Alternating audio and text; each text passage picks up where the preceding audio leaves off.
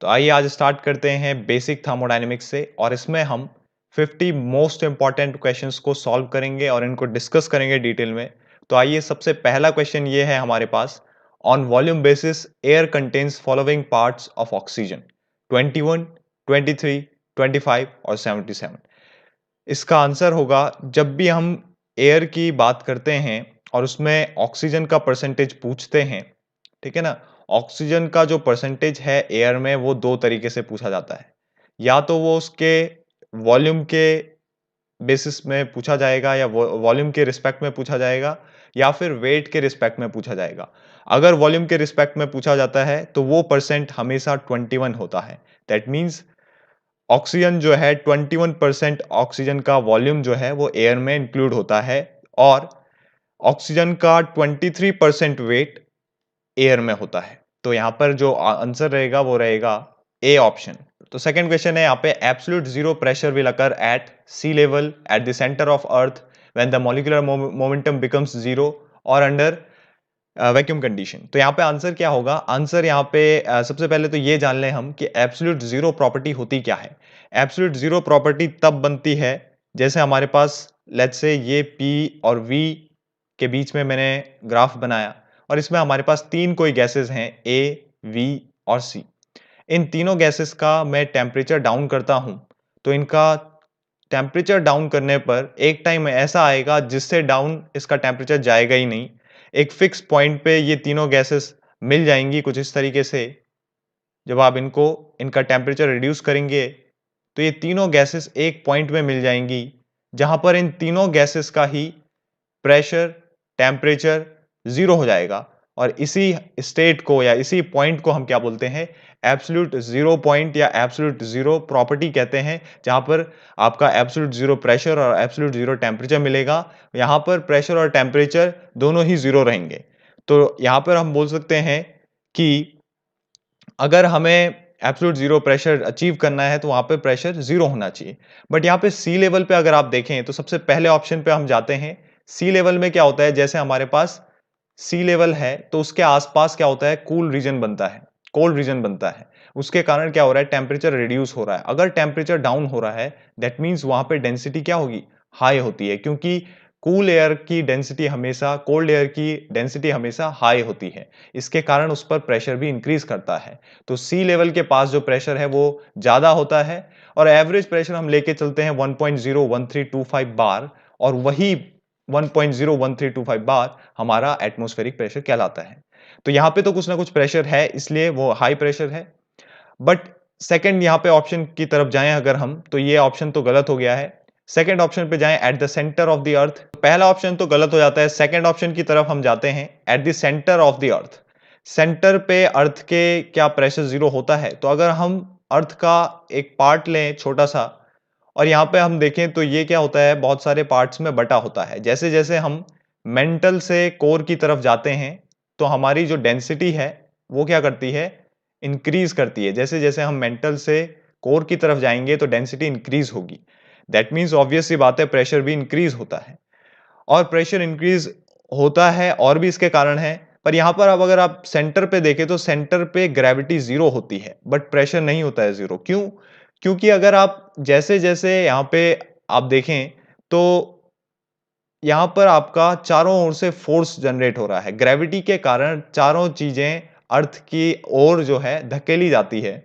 उसके कारण आपका प्रेशर यहां पे फील होता है, कंप्रेसिव फोर्स बहुत ज्यादा चारों तरफ से फील होता है। इसीलिए पॉइंट सेंटर पे, अर्थ के सेंटर पे, क्योंकि चारों तरफ से जो मटेरियल है अर्थ का या फिर जो भी कहें ऑब्जेक्ट्स का या जो भी चीज है, उसके कारण यहाँ पे क्या हो रहा है? सेंटर पे बहुत ज्यादा प्रेशर, मैक्सिमम प्रेशर बनता है। इसलिए हम सेंटर पे भी हमारा एब्सोल्यूट जीरो प्रेशर हम अचीव नहीं कर सकते। ठीक है। तीसरा हमारे पास है, when the molecular momentum of the system become zero. तो ये सही हो सकता है। क्यों? क्योंकि अगर आप देखें तो प्रेशर क्या होता है? Pressure is the force exerted by the molecules on the wall of container. अगर हमारे पास मॉलिक्यूल है कंटेनर में और वो क्या कर रहे हैं? लगातार हिट कर रहे हैं इस कंटेनर की वॉल पे, तो क्या होगा? यहाँ पे प्रेशर जनरेट होगा, फोर्स जनरेट होने के कारण प्रेशर जनरेट होगा। और अगर ये मोमेंटम जीरो हो जाए, यहाँ पे क्या लिखा है? अगर मोमेंटम ही ना हो, मॉलिक्यूलर मोमेंटम ना हो, दैट मीन्स वो एक दूसरे के साथ टकराएं ही ना और एक दूसरे को अपनी वेलोसिटी ही ना दें, तो वेलोसिटी ही अगर नहीं देंगे तो क्या होगा, उसके कारण फोर्स एक्सर्ट नहीं करेंगे वो वॉल पे फोर्स एक्सर्ट करना बंद हो जाएगा, तो क्या हो जाएगा, उसके कारण हमारा प्रेशर भी जो है वो नहीं रहेगा और हमें जो प्रेशर मिलेगा वो जीरो प्रेशर मिलेगा। दैट मीन्स वहां पे हम एब्सोल्यूट जीरो प्रेशर की कंडीशन में आ जाएंगे। तो तीसरा ऑप्शन इसका सही है। डी वाला ऑप्शन भी है अगर यहाँ पर, तो डी वाला ऑप्शन में भी कई बार कंफ्यूजन बना रहता है कि अंडर वैक्यूम कंडीशन क्या हमें एब्सोल्यूट जीरो प्रेशर मिल सकता है क्या? नहीं। क्यों? क्योंकि अगर आप देखें तो वैक्यूम अगर मैं कहीं पे क्रिएट करूं, वैक्यूम रीजन, सपोज ये मेरा वैक्यूम रीजन है जो मैंने लेबोरेटरी में क्रिएट किया, तो इसमें मेरे पास कुछ ना कुछ मॉलिक्यूल्स रहते ही हैं, दैट मीन्स कुछ ना कुछ प्रेशर वहां पे होगा ही। तो इस मॉलिक्यूल की संख्या कितनी होती है, 10 to the power 9, that means 1 billion molecules फिर भी रहते हैं जब हम लेबोरेटरी में वैक्यूम क्रिएट करते हैं, एक वैक्यूम रीजन बनाते हैं। तो इसीलिए अंडर वैक्यूम कंडीशन भी आपको प्रेशर जीरो नहीं मिल सकता। हाँ, अगर ये लिखता परफेक्ट वैक्यूम तो हो सकता था, बट परफेक्ट वैक्यूम भी हाइपोथेटिकल कंडीशन है। ये एक थ्योरेटिकल लिमिटेशन है, ऐसा कुछ होता नहीं है एक्चुअल में, क्योंकि परफेक्ट वैक्यूम तक पहुंचना इम्पॉसिबल है। अब चलते हैं क्वेश्चन थर्ड की ओर। When a liquid boils at constant pressure the following parameter increases. जब भी हम लिक्विड को बॉईल करते हैं कांस्टेंट प्रेशर पे, तो क्या पैरामीटर इंक्रीज होते हैं? A temperature, B heat of vaporisation, C kinetic energy and D entropy. इसमें से क्या होगा? अगर हम किसी भी लिक्विड को बॉईल कर रहे हैं, दैट मींस बॉईल क्या होता है, बॉइलिंग करना होता है फेज चेंज करना, ठीक है ना। Boiling is the phase transition, phase transition of liquid into vapour और गैस, लिक्विड इनटू गैस। अगर हम लिक्विड को गैस में बदल रहे हैं तो वो आपका बॉइलिंग कहलाता है। और बॉइलिंग होती किस कंडीशन में है? बॉइलिंग तभी होती है जब हमारे पास जो भी हमारा वेपर प्रेशर है, अगर वो एटमॉस्फेरिक प्रेशर के बराबर हो जाता है, अगर वो किसी तरह एटमॉस्फेरिक प्रेशर के बराबर हो जाए, तो समझ लो आपका फेज चेंज होना स्टार्ट हो गया है, आपकी बॉइलिंग हो गई है। तो फिर फेज ट्रांजिशन लिक्विड का गैस में बॉइलिंग कहलाता है। अब यहां पे क्या हो रहा है, एक चीज आपको ध्यान से समझ में आ रही होगी कि यहाँ पे फेज ट्रांजिशन हो रहा है, दैट मीन्स फेज चेंज हो रहा है। अगर फेज चेंज कहीं पे भी होता है, तो किसी भी सिस्टम का अगर फेज चेंज हो रहा है, दैट मीन्स आप उसको हीट दे रहे हैं बट उसका फेज चेंज हो रहा है, तो वहां पे टेम्परेचर कभी भी इंक्रीज नहीं होता। टेम्परेचर वहां पे कभी भी इंक्रीज नहीं होता। टेम्परेचर क्या होता है, कांस्टेंट बना होता है। ये एक सिंपल फिजिक्स का या साइंस का रूल कहें आप इसको, ये एक रूल है, क्योंकि आप इसको प्रैक्टिकल लाइफ में भी देख सकते हैं। तो क्या होता है, जब यहाँ पे जब भी फेज चेंज हो रहा है, जैसे सॉलिड लिक्विड में कन्वर्ट हो रहा है या लिक्विड गैस में कन्वर्ट हो रहा है, तो वहां पे आपका टेम्परेचर कांस्टेंट होता है और उस समय जो हम हीट देते हैं उसका नाम हम रख देते हैं लेटेंट हीट। और अगर टेम्परेचर इंक्रीज करता है तो तब उस समय फेज चेंज नहीं होता। तो या तो फेज चेंज होगा या फिर टेम्परेचर इंक्रीज होगा, दोनों इंसिडेंट एक साथ नहीं हो सकते हैं, ठीक है। तो जिस टाइम आप टेम्परेचर को इंक्रीज करते हैं तो वहां पर उस टाइम आप सेंसिबल हीट देते हैं, ठीक है। तो ये तो अलग चीज है, बट हम यहाँ पे बात कर रहे हैं लेटेंट हीट की। तो हमने क्या करा, लेटेंट हीट दी और जो हमारा लिक्विड है वो गैस में कन्वर्ट हुआ। तो टेम्परेचर तो कांस्टेंट रहा, इसलिए हमारा पहला ऑप्शन गलत हो गया, क्योंकि हमने जब जैसे जैसे कांस्टेंट प्रेशर पे बॉईल करना स्टार्ट किया, तो हमारे जो पैरामीटर है उसमें टेम्परेचर इंक्रीज नहीं हुआ। और सेकेंड ऑप्शन पे आए हैं अगर हम, तो हीट ऑफ वेपराइजेशन का क्या होता है, ये भी कांस्टेंट रहता है। ये कांस्टेंट क्यों रहता है? क्योंकि प्रेशर यहाँ पे कांस्टेंट है, इसलिए हीट ऑफ वेपराइजेशन एक पर्टिकुलर कंडीशन के लिए लिमिटेड रहता है। हीट ऑफ वेपराइजेशन अब होता क्या है, पहले तो ये जान लें हम। हीट ऑफ वेपराइजेशन होता है किसी भी लिक्विड को गैस में कन्वर्ट करने के लिए, गैस में फेज चेंज करने के लिए जितनी भी हीट दी जाती है, कंप्लीटली गैस में कन्वर्ट करने के लिए जितनी भी हीट दी जाती है, ध्यान रखना यहाँ पे कंप्लीटली गैस में कन्वर्ट किया जाता है, आधा अधूरा नहीं। तो कंप्लीटली गैस में जब कन्वर्ट करोगे वही आपका हीट ऑफ वेपराइजेशन कहलाएगा। अब यहाँ पे ये बात तो क्लियर होती है, तो हीट ऑफ वेपराइजेशन का क्या होता है, तो हम यहाँ पे एक टीएस डायग्राम देखेंगे। इस टीएस डायग्राम से हमको पता चल जाएगा, जो हम प्योर सब्सटेंस के लिए बनाते हैं, ठीक है ना। ये हमारा कुछ पर्वत जैसा ऐसा बनता है। इसमें क्या होता है, आपने सबसे पहले आप सेंसिबल हीट देते हैं इस एरिया में, फिर वहां पे क्या होता है, टेम्परेचर इंक्रीज होता है और हमें 100 डिग्री सेंटीग्रेड पे लिक्विड मिलता है, ठीक है। ये रीजन जो है यहाँ पे पूरा लिक्विड रहेगा, इस रीजन में आपका लिक्विड प्लस वेपर दोनों रहेगा और यहाँ पे आपका सुपर हीटेड स्टीम बनती है और ये रीजन पूरा वेपर रहेगा, ठीक है। तो यहाँ पे क्या करना है, लिक्विड को आपको वेपर में बदलना है। तो यहाँ पे आप क्या कौन सी हीट देते हैं, आप लेटेंट हीट देते हैं, ठीक है। तो इस टाइम जो हम हीट दे रहे हैं सिर्फ इससे, इस ए पॉइंट और इस बी पॉइंट की मैं बात कर रहा हूं, इसके बीच में जो भी आप हीट देंगे वो लेटेंट हीट रहेगी। तो क्यू एल आपने दिया। तो हम बात कर रहे थे कि हीट ऑफ वेपराइजेशन का क्या होता है। हीट ऑफ वेपराइजेशन क्या है, इस लिक्विड को पूरा पूरा वेपर में बदलने के लिए जो हीट चाहिए वो आपका हीट ऑफ वेपराइजेशन है। पर अगर आप देखें तो ये जो लाइन है, जो लाइन मैंने ड्रॉ करी, ये कांस्टेंट प्रेशर लाइन है और ये कांस्टेंट प्रेशर लाइन है, तो दैट मींस प्रेशर तो कांस्टेंट है।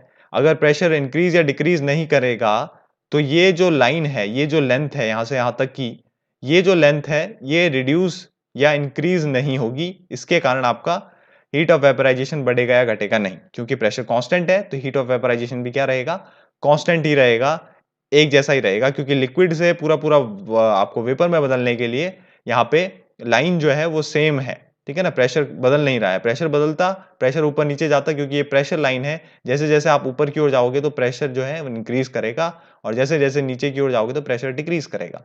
अब बात आती है कि काइनेटिक एनर्जी का क्या होता है, क्योंकि हमें पता है काइनेटिक थ्योरी ऑफ गैसेस के अकॉर्डिंग कि temperature is directly proportional to average kinetic energy of the gas. तो यहाँ पे टेम्परेचर में ही कोई फर्क नहीं आ रहा है, तो फिर कि अगर हमारा टेम्परेचर ही कांस्टेंट है तो काइनेटिक एनर्जी तो उसका फंक्शन है वो भी कांस्टेंट रहेगा। क्योंकि टेम्परेचर क्या है, temperature is the measure of average kinetic energy. जितना ज्यादा काइनेटिक एनर्जी आपका बढ़ेगा उतना हॉट आपका कोई सिस्टम रहेगा, अगर वो कम हो जाएगा तो सिस्टम कूल हो जाएगा। तो यहीं पे आपका टेम्परेचर के कारण काइनेटिक एनर्जी भी आपका चेंज नहीं होगा जैसे जैसे आप बॉयल करेंगे वाटर को। इसके बाद ऑप्शन है एंट्रोपी। अब एंट्रोपी में क्या होता है, एक चीज आपको साफ दिख रही होगी इस कर्व में, जैसे जैसे आप यहां से हीट दे रहे हैं, लेटेंट हीट, ठीक है ना, जो भी आपने लेटेंट हीट दी, क्योंकि यहाँ पे आप बॉईल कर रहे हैं लिक्विड को वेपर में, तो जैसे जैसे आपने लेटेंट हीट दी तो एंट्रोपी इंक्रीज कर रही है, बट टेम्परेचर तो कांस्टेंट है जैसे कि हमने बताया। तो यहाँ पे एंट्रोपी क्या हो रही है, इंक्रीज हो रही है जैसे जैसे आप लिक्विड से वेपर में बदल रहे हैं, ठीक है। तो ये चीज काफी इंपॉर्टेंट है कि जब आप लिक्विड से वेपर में किसी चीज को बदल रहे हैं तो उसका टेम्परेचर तो कांस्टेंट है, बट एंट्रोपी क्या है, एंट्रोपी इंक्रीज कर रही है। कई बार लोग बोलते हैं कि टेम्परेचर भी इंक्रीज करता है तो हमेशा एंट्रोपी इंक्रीज करती है। तो यही वो कंडीशन है जहां पे टेम्परेचर कांस्टेंट होने के बावजूद भी आपकी एंट्रोपी इंक्रीज कर रही है। अब ये एंट्रोपी इंक्रीज कर क्यों रही है फिर, इसका रीजन ये है। तो सबसे पहले आपको थोड़ा बहुत बेसिक में बता दूं एंट्रोपी के बारे में कि एंट्रोपी एक ऐसी चीज है जो बताती है कि एनर्जी कितना स्प्रेड हो रही है। अगर एनर्जी कहीं पे स्प्रेड जो है बहुत ज्यादा फैल रही है, बाहर जाती है, दैट मीन्स उसकी एंट्रोपी, उस सिस्टम की एंट्रोपी और ज्यादा है, ठीक है। तो किसी भी सिस्टम में अगर एनर्जी ज्यादा है, और एनर्जी ज्यादा कैसे होती है, आपने उसको हीट सप्लाई करी है, तो जैसे आप यहाँ पे लेटेंट हीट सप्लाई कर रहे हैं तो एनर्जी और बढ़ रही है। एनर्जी बढ़ने के कारण वो बाहर भी अपनी एनर्जी धीरे धीरे क्या कर रहा है, रिलीज कर रहा है, स्प्रेड कर रहा है, बाहर भी फैला रहा है।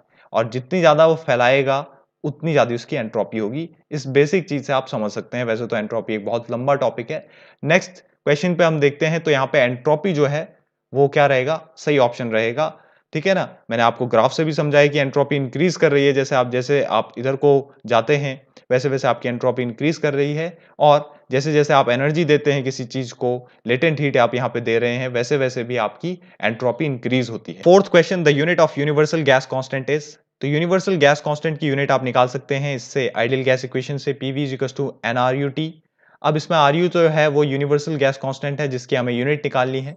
तो इसके लिए हम क्या क्या वैल्यू रखते हैं, प्रेशर की वैल्यू जो होती है वो होती है 101325। अगर हम MKS में पहले निकालें, क्योंकि MKS में एक बार हम निकाल दें तो मैं वैल्यू के साथ आपको बता रहा हूं, हालांकि इसकी यूनिट हमें पता होनी चाहिए कि RU की जो यूनिट होती है वो हमेशा होती है जूल पर मोल केल्विन। बट फिर भी आपसे नहीं निकले तो आप ट्राई कर सकते हैं, ठीक है। मैं आपको यूनिट के साथ साथ कैलकुलेशन भी बता रहा हूं, आपके आगे काम आ सकती है।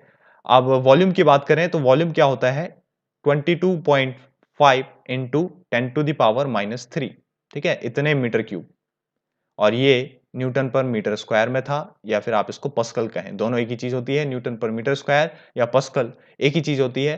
टेम्परेचर केल्विन में है और कितना है, 273 केल्विन। आप इन सभी वैल्यू को रखें और RU की वैल्यू निकालें तो आपको मिलती है 8.314। और यहाँ पे यूनिट का विशेष ध्यान रखना है, तो आर यू के लिए आपको निकालना है, तो R U is equals to P V upon N T, ये बनेगा। और हमें पता है कि pressure newton per metre square में है, वॉल्यूम हमारा मीटर क्यूब में है, और एन हमारे पास मोल में है, और टेम्परेचर केल्विन में है। तो मीटर स्क्वायर से मीटर क्यूब का क्यूब कर दिया, तो हमको क्या मिला, न्यूटन मीटर पर मोल केल्विन। और इसी न्यूटन मीटर को हम क्या लिखते हैं, इसी को हम क्या लिखते हैं, इसको हम लिखते हैं जूल। ठीक है ना। तो ये हमारा बेसिक से हमें पता होता है, जूल पर मोल केल्विन जो मैंने कहा था वही यूनिट है। बट यहां पे हमें जूल पर मोल केल्विन तो दिख नहीं रहा है, यहां पे हमें वॉट डाइन वगैरह में दिखाई दे रहा है। ये वॉट जैसी चीज तो यहां पे नहीं आ सकती है, क्योंकि वॉट क्या होता है, वॉट होता है न्यूटन मीटर पर सेकेंड। बट यहां पे अगर आप टी को टाइम समझ करके केल्विन की जगह पे सेकंड रख देते हो तो गलती हो सकती है, तब आप पहला टिक कर सकते हैं। बट ये तो तभी होगा जब किसी ने पढ़ा ही नहीं होगा, ये तो बेसिक सी चीज है। बट यहाँ पे क्या होगा, यहाँ पे आपको अर्ग में लिखना है, ठीक है ना, अर्ग में या डाइन में, दैट मीन्स एमकेएस को आपको सीजीएस में बदलना होगा। ठीक है, अब एमकेएस को सीजीएस में कैसे बदलें, तो न्यूटन मीटर को आपको पता है 1 newton is equals to 10⁵ dyne होता है ना। क्यों होता है, क्योंकि आपको पता है न्यूटन क्या होता है, न्यूटन होता है किलोग्राम मीटर पर सेकंड स्क्वायर। अगर आप इसको सीजीएस में बदलें तो क्या लिखेंगे, इसको सीजीएस में लिखेंगे आप ग्राम सेंटीमीटर पर सेकंड स्क्वायर। बट किलोग्राम को ग्राम में बदलने के लिए आपको 10⁻³ से मल्टीप्लाई करना पड़ेगा, दैट मीन्स 1000 से मल्टीप्लाई करना पड़ेगा। और मीटर को सेंटीमीटर में बदलने के लिए आपको 100 से मल्टीप्लाई करना पड़ेगा। तो ये जाके आपका 10⁵ बन जाता है ना, 10⁵ ग्राम सेंटीमीटर पर सेकंड स्क्वायर। और इसी को ही आप क्या कहते हैं, डाइन कहते हैं। तो ये तो बेसिक सी चीजें जो पता होती है। ठीक है, इसके बाद आप क्या करेंगे, आपने इस न्यूटन की जगह पे क्या रखा, 8.314। ठीक है, मैं जस्ट कैलकुलेशन इसलिए लेके चल रहा हूं कि आपको पता रहे कि सीजीएस में वैल्यू क्या होती होगी। तो सीजीएस में आप देखें, न्यूटन को आप लिख सकते हैं 10⁵ डाइन, है ना। मीटर को आपने सेंटीमीटर में बदलें, तो मीटर को सेंटीमीटर में बदलेंगे तो क्या हो जाएगा, 100 लिख देंगे 10⁻² सेंटीमीटर अपॉन मोल वैसे ही रहेगा, केल्विन भी वैसे ही रहेगा। ठीक है, इसको आप लिखें तो ये कितना बन जाएगा, 8.314 इंटू 10⁻7, ये बन गया डाइन सेंटीमीटर पर मोल केल्विन। बट ऐसा भी कोई ऑप्शन हमें दिख नहीं रहा है, इसलिए हम डाइन को बदल सकते हैं अर्ग में। हमें पता है कि 1 dyne centimetre is equals to 1 erg होता है। तो यहां पे ये जो यूनिट बनेगी आर यू की, वो क्या बनेगी, अर्ग पर मोल केल्विन। अब यहां पे आपको कहीं मोल नहीं दिख रहा है, बट जो सबसे पास मिला है हमें वो डी ऑप्शन मिला है, तो डी इसका आंसर रहेगा। नेक्स्ट क्वेश्चन हमें दिया है कि ये 1 kilogram force per centimetre square कितने एमएमएचजी के हेड के बराबर होगा। ठीक है ना, हेड में आपको निकालना है, आपको प्रेशर दे रखा है, pressure is equals to 1 kilogram force per centimetre square. अब हमें इसको हेड के फॉर्म में, वो भी एचजी के हेड के फॉर्म में आपको निकालना है। तो इसके लिए हमेशा हमें पता होना चाहिए, जैसे हम फ्लूइड मैकेनिक्स में भी पढ़ते हैं, जैसे मेरे पास कोई भी ट्यूब है या फनल है, इसमें लिक्विड भरा हुआ है ना, यहाँ से लेवल स्टार्ट है, और मुझे इस पॉइंट पे कहीं प्रेशर निकालना है यहाँ से। तो यहाँ से मेरे को पहले इसकी हाइट पता होनी चाहिए, जो लिक्विड भरा है उसकी डेंसिटी पता होनी चाहिए, और ग्रेविटी आपका सेम रहेगा। तो प्रेशर इज इक्वल टू आप रो जी एच से यहाँ पे इस पॉइंट पे प्रेशर निकाल सकते हैं, है ना। तो यहाँ पे आप निकालेंगे रो जी एच से, तो इसमें भी आपको सेम यही करना है। बट सबसे पहले हम क्या करते हैं, इसको इसकी बेसिक क्वांटिटी में बदल देते हैं, मतलब कि न्यूटन मीटर स्क्वायर में न्यूटन पर मीटर स्क्वायर में बदलें अगर इसको, तो आप लिख सकते हैं 1 किलोग्राम फोर्स क्या होता है, सबसे पहले ये जान लें। तो 1 किलोग्राम फोर्स कुछ नहीं होता है, F इक्वल्स टू m है, आपको पता है। अगर आप m की जगह पे 1 kg रखें और एक्सेलरेशन को आप कर दें जितना 9.81 होता है, ठीक है ना, mg है, तो यहाँ पे क्या होगा, एक्सेलरेशन की जितनी ही वैल्यू आपको मिलेगी, ठीक है, तो जब भी आपके पास एक्सेलरेशन जितनी वैल्यू मिलती है जिस भी फोर्स की, दैट मीन्स 1 किलोग्राम पे 1 किलोग्राम पे लगने वाला फोर्स एक्सेलरेशन जितना होता है वही हमारा क्या कहलाता है, 1 kgf, है ना। तो यहाँ पे आप क्या लिखेंगे इसको 9.81 अपॉन 9.81 अपॉन इस, ये हो गया न्यूटन में हो गया, हमने केजीएफ को न्यूटन में बदला, ठीक है ना। केजीएफ इज इक्वल्स टू इतना न्यूटन। अब सेंटीमीटर स्क्वायर की बारी है, तो सेंटीमीटर स्क्वायर को आपको किस में बदलना है, मीटर में बदलना है। तो इसको मीटर में बदलने के लिए आप क्या करोगे, 1 सेंटीमीटर इज इक्वल्स टू 10⁻², तो सेंटीमीटर स्क्वायर है तो 10⁻⁻4 मीटर स्क्वायर, ठीक है। ये -4 ऊपर आ जाएगा तो ये हो जाएगा 9.81 into 10⁻4 Newton per metre square. तो ये तो यूनिट आई हमारे पास, ये तो आया वैल्यू हमारे पास नॉर्मल प्रेशर की। अब हमें निकालना है एच हेड के टर्म में, तो हम लिखेंगे P is equals to rho G H, और हेड के टर्म में निकालना है तो H इज इक्वल्स टू लिखेंगे P अपॉन रो जी। अब हमारे पास प्रेशर कितना है, तो प्रेशर हमें निकाला 9.81 इंटू 10⁴। अब डेंसिटी कितनी है, डेंसिटी है 13600 किलोग्राम पर, ये आती है आपकी डेंसिटी किस में आती है, किलोग्राम पर मीटर क्यूब में, ठीक है, इनटू 9.81 जी का वैल्यू, ये कट जाएगा सेम। अब आपको क्या निकालना है, आपको जस्ट कैलकुलेट करना है कि H इज इक्वल टू 1000, ठीक है ना, 1000 नहीं 10,000 अपॉन 13600। तो जितना भी ये कैलकुलेट करके आएगा वो होगा 0.7353 के आसपास, ऐसे कुछ आता है।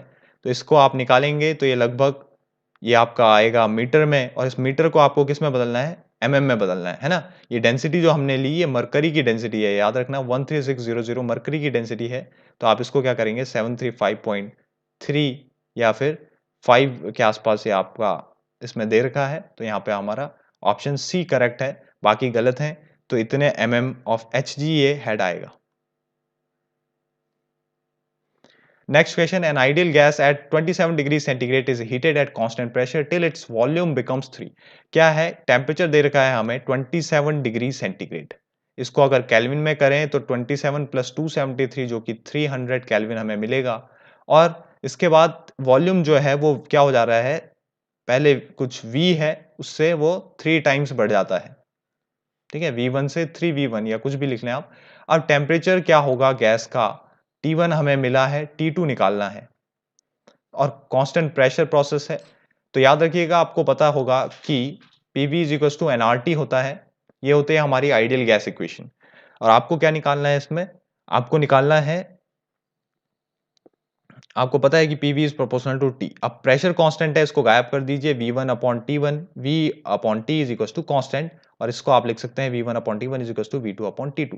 तो यही हम यहाँ पे यूज करेंगे, V1 अपॉन T1। यहाँ पे आपको देखें, अगर हम इसको लिखें V1 अपॉन, इस इक्वेशन को हम कुछ ऐसे भी लिख सकते हैं, V1 upon V2 upon V1 is equal to T2 upon T1।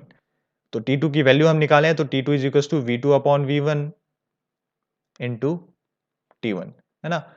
ये आपने लिख लिया। अब आपको पता है कि वॉल्यूम क्या हुआ, 3V हुआ है, V से पहले V था फिर 3V हुआ V2, और इंटू T1 कितना है, T1 हमें पता है 300 है, ठीक है। तो ये बन जाएगा, ये कट जाएगा आपका, और ये हो जाएगा 900 केल्विन, क्योंकि केल्विन में हमने रखा था।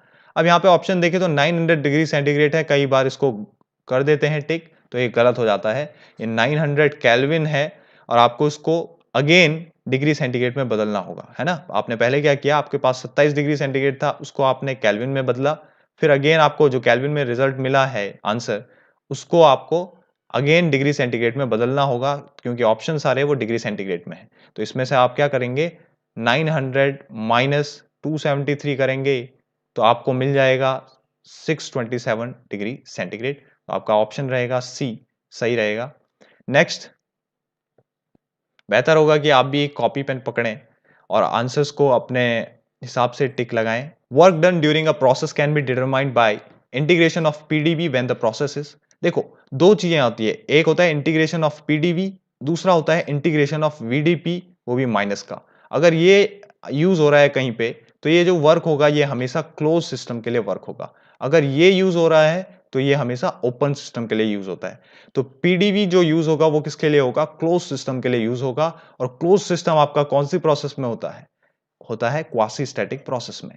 आइसेंट्रोपिक, आइसोथर्मल, एडियाबैटिक ये ओपन सिस्टम में भी हो सकते हैं, बट क्वासी स्टैटिक जो प्रोसेस है, जैसे कि आपने देखा होगा, क्वासी स्टैटिक प्रोसेस में आपको हल्का सा बताऊं तो क्या होता है, इसमें हमारे पास पिस्टन होता है, सिस्टम पूरा क्लोज होता है, और क्या होता है, कुछ गैसेस भरी होती हैं, और वो गैसेस क्या करती हैं, वो गैस के पार्टिकल क्या करते हैं, इस पर फोर्स एक्सर्ट करते हैं, और फोर्स एक्सर्ट करते तो हैं, बट ये पिस्टन जो है बहुत धीरे धीरे मूव करता है ऊपर की ओर, एंड धीरे धीरे स्लाइटली टू एंड फ्रो या ऑसिलेट करता है, और फिर अपनी एक पोजीशन पे आ जाता है, जिस पोजीशन में वो क्या रहता है, थर्मोडायनेमिक इक्विलिब्रियम में रहता है। तो जितनी भी स्टेट हमें क्वासी स्टैटिक प्रोसेस में मिलती हैं, वो सारी स्टेट क्या रहती हैं, वो थर्मोडायनेमिक इक्विलिब्रियम में रहती हैं।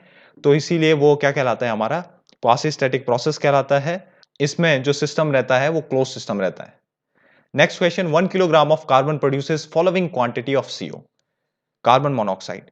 एक ग्राम जो कार्बन है वो कितना कार्बन मोनोऑक्साइड प्रोड्यूस कराता है? तो हम नॉर्मल लिखते हैं सी प्लस, हमें पता है कि सीओ जो है वो कैसे मिलेगा, जब हम कार्बन के साथ ऑक्सीजन का रिएक्शन कराएंगे, ठीक है। बट यहाँ पे क्या होता है, जब हम कार्बन का ऑक्सीजन के साथ रिएक्शन कराते हैं, उसको हीट करते हैं हम कार्बन को ऑक्सीजन की प्रेजेंस में, तो हमें कार्बन मोनोऑक्साइड नहीं मिलता, कार्बन डाइऑक्साइड मिलता है, ठीक है। बट अगर हमें कार्बन मोनोऑक्साइड चाहिए तो क्या करना होता है, हमें इसी कार्बन को पकड़ के, इस टाइम हम क्या करते हैं, हमारे पास जब हम हीट करते हैं, हमें इनसफिशिएंट अमाउंट ऑफ ऑक्सीजन मिलता है, इसलिए हवा हमें क्या देता है, सीओ देता है। दैट मीन्स यहां पे क्या हो जाता है, यहां पे जो है कार्बन का वैल्यू जो है ऑक्सीजन के कंपेयर में बढ़ जाता है। दैट मीन्स ऑक्सीजन की कमी होने के कारण हमको कार्बन मोनोऑक्साइड मिलता है ना।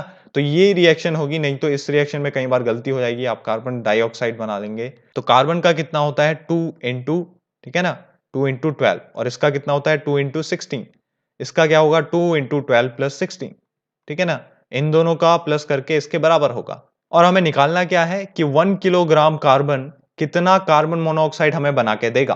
तो 1 किलोग्राम, यहाँ पे मैंने इस 12 लिखना था, ठीक है। तो 1 किलोग्राम कार्बन हमें निकालना है, तो दैट मीन्स हमें पता है कि 2 इंटू 12 हमें कितना कार्बन मोनोऑक्साइड दे रहा है, 2 इंटू 12 प्लस 16 दे रहा है ना। तो अगर 1 किलोग्राम कार्बन की बात करें तो वो कितना देगा, वो देगा हमें 2 इंटू 12 प्लस 16 अपॉन, ठीक है, 2 इंटू 12, 2 से 2 कैंसिल कर लिया, और ये हो गया आपका 28/12, ठीक है। आप इसको कैंसिल करेंगे, 4 से कर लीजिए डायरेक्ट, 4 3 12, और 7 4 28, या 4 7 28, तो 7/3 आपका ये आ जाएगा। तो 7/3 kg कार्बन मोनोऑक्साइड हमें देगा, तो ये इसका आंसर रहेगा। नाइन्थ क्वेश्चन की ओर चलते हैं। An ideal gas as compare to real gas at very high pressure occupies more volume, less volume, same volume, unpredictable. तो इसका आंसर क्या होगा, पहले हम ये जान लें कि रियल गैस और आइडियल गैस में क्या क्या होता है। रियल गैस और आइडियल गैस की बात करें, ठीक है ना, आइडियल गैस की बात करें, सबसे पहले एक अजम्पशन आता है कि फोर्स ऑफ अट्रैक्शन जो होता है आइडियल गैस में वो नहीं लिया जाता। दैट मीन्स मॉलिक्यूल्स के बीच में कोई फोर्स नहीं होता है। मॉलिक्यूल्स के बीच में फोर्स नहीं होगा तो क्या होगा, मॉलिक्यूल्स के बीच में अगर फोर्स ऑफ अट्रैक्शन नहीं होगा तो जब वो प्रेशर लगाएंगे किसी चीज पे, वो डिस्टर्ब नहीं होंगे, एक दूसरे से अट्रैक्ट नहीं होंगे, तो वो अपनी वेलोसिटी से ही कंटेनर पे टकराएंगे, और उससे आपका प्रेशर जनरेट होगा। तो रियल गैस में क्या है, बट रियल गैस में प्रेशर जो अट्रैक्शन है वो होता है, क्योंकि एक्चुअल में देखें अगर आप रियल लाइफ सिचुएशन में, तो मॉलिक्यूल एक दूसरे के साथ कुछ ना कुछ इंटरमोलिकुलर फोर्स लगाते हैं, उसी कारण क्या हो रहा है, गैस को आप लिक्विड में बदल पाते हैं, और उसी लिक्विड को आप क्या कर पाते हैं, उसी लिक्विड को आप सॉलिड में फर्दर बदल पाते हैं। क्यों, क्योंकि मॉलिक्यूल पास पास आ रहे हैं। That means there is some intermolecular force which is acting between them, which is helping them to come together, और उसी के कारण क्या हो रहा है, आपका फोर्स ऑफ अट्रैक्शन है, तो आपका प्रेशर क्या हो जा रहा है, उसके कारण डिक्रीज हो जा रहा है। तो इससे क्या रिजल्ट निकलता है, पहले अजम्पशन से, कि जो हमारा आइडियल गैस है उसका प्रेशर क्या होता है, ज्यादा होता है रियल गैस के कंपेयर में, क्योंकि आइडियल गैस में फोर्स ऑफ अट्रैक्शन ना होने के कारण जो मॉलिक्यूल है उनकी वेलोसिटी बनी रहती है, और वो एक बहुत ही हाई इंटेंसिटी से टकरा पाते हैं as compare to real gas. Second assumption ये आता है कि जो आइडियल गैस है वो मानता है कि जो भी हमारे पास मॉलिक्यूल होते हैं गैस के, उनका जो वॉल्यूम है वो बहुत नेग्लिजिबल होता है, दैट मीन्स बहुत ही ज्यादा कम होता है। नेग्लिजिबल कहता है किसके कंपेयर में? पूरे गैस के वॉल्यूम में जो भी कंटेनर में फिल है।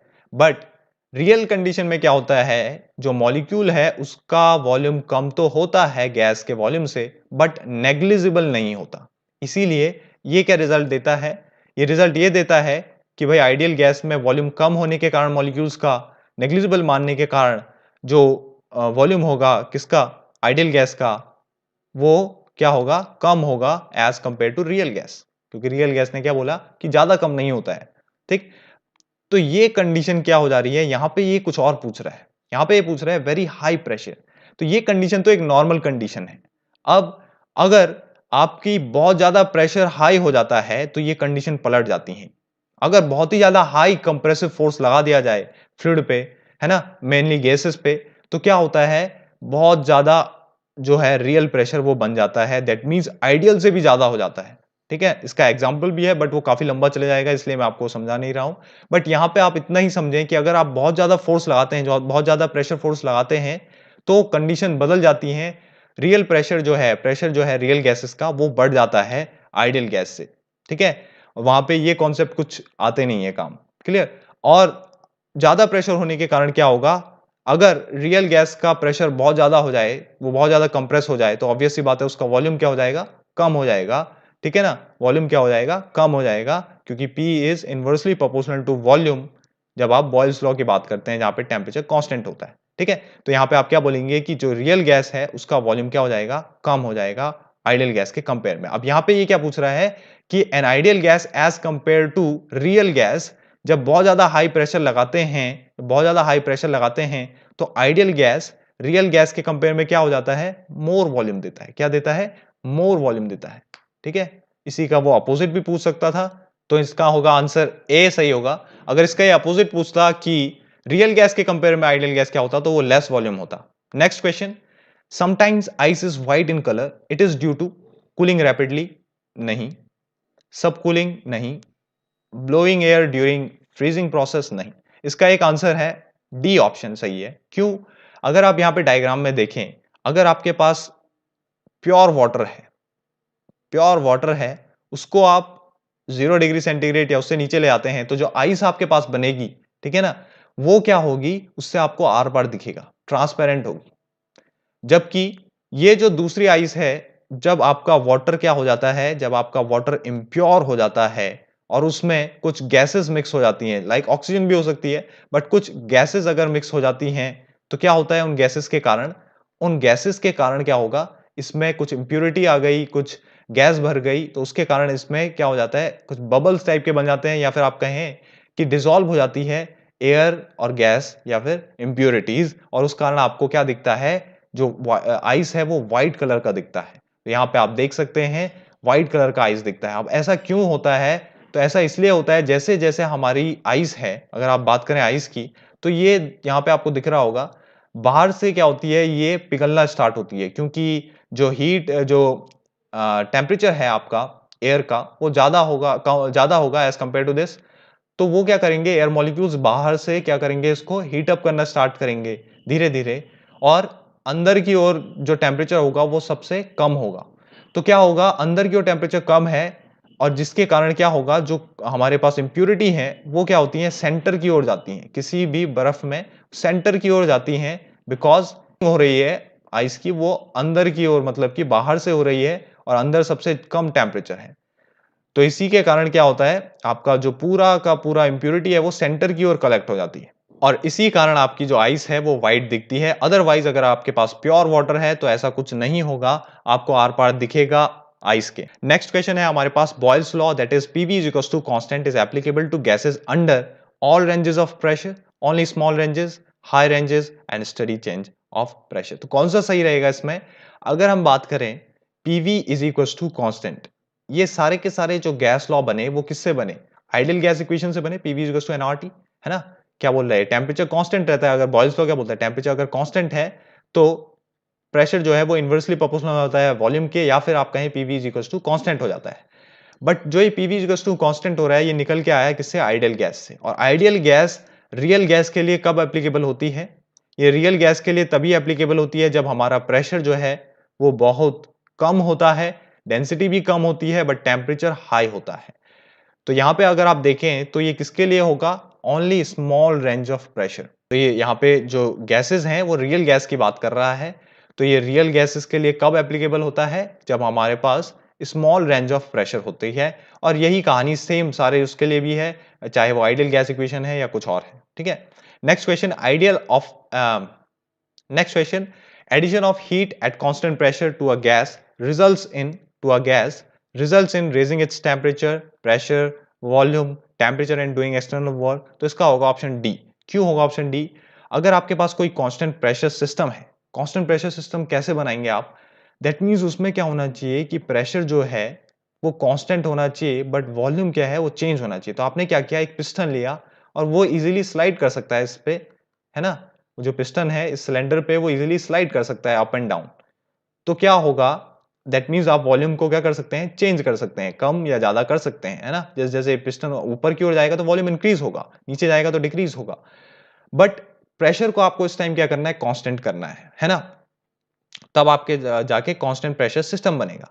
तो कांस्टेंट प्रेशर सिस्टम आपने बनाया, आपने कुछ गैसेस फिल करी इसमें और क्या हुआ, हीट देना जैसे स्टार्ट किया आपने, हीट एडिशन किया, तो क्या हुआ, जैसे जैसे प्रेशर इंक्रीज हो रहा था वैसे वैसे वो प्रेशर सारा का सारा किस पे जा रहा है, इस पिस्टन पे जा रहा है। दैट मीन्स ऐसा नहीं हो रहा है कि ये पिस्टन इसको रोक रहा है गैसेस को प्रेशर लगाने के लिए। दैट मीन्स जितना भी प्रेशर ये अप्लाई कर रही हैं वो सारा का सारा प्रेशर किस में ट्रांसमिट हो रहा है, इस पिस्टन में ट्रांसमिट हो रहा है। इसलिए पूरे टाइम में, इस प्रोसेस के पूरे टाइम में जब जब से ये पिस्टन जो है आपका ये ऊपर तक पहुंचता है तब तक आपका मतलब जब तक आपकी पूरी प्रोसेस एंड नहीं हो जाती तब तक आपका जो प्रेशर है वो कांस्टेंट बना रहता है। क्यों? क्योंकि सारा का सारा प्रेशर किस में जा रहा है, वर्क डन में जा रहा है। तो जब भी हम हीट सप्लाई करते हैं किसी कांस्टेंट प्रेशर सिस्टम में जहां पे प्रेशर कांस्टेंट है, वहां पे वो टेम्परेचर तो इंक्रीज करता है, साथ ही साथ दूसरी चीज क्या करता है, वर्क डन भी करता है। क्यों? क्योंकि पिस्टन का डिस्प्लेसमेंट हो रहा है।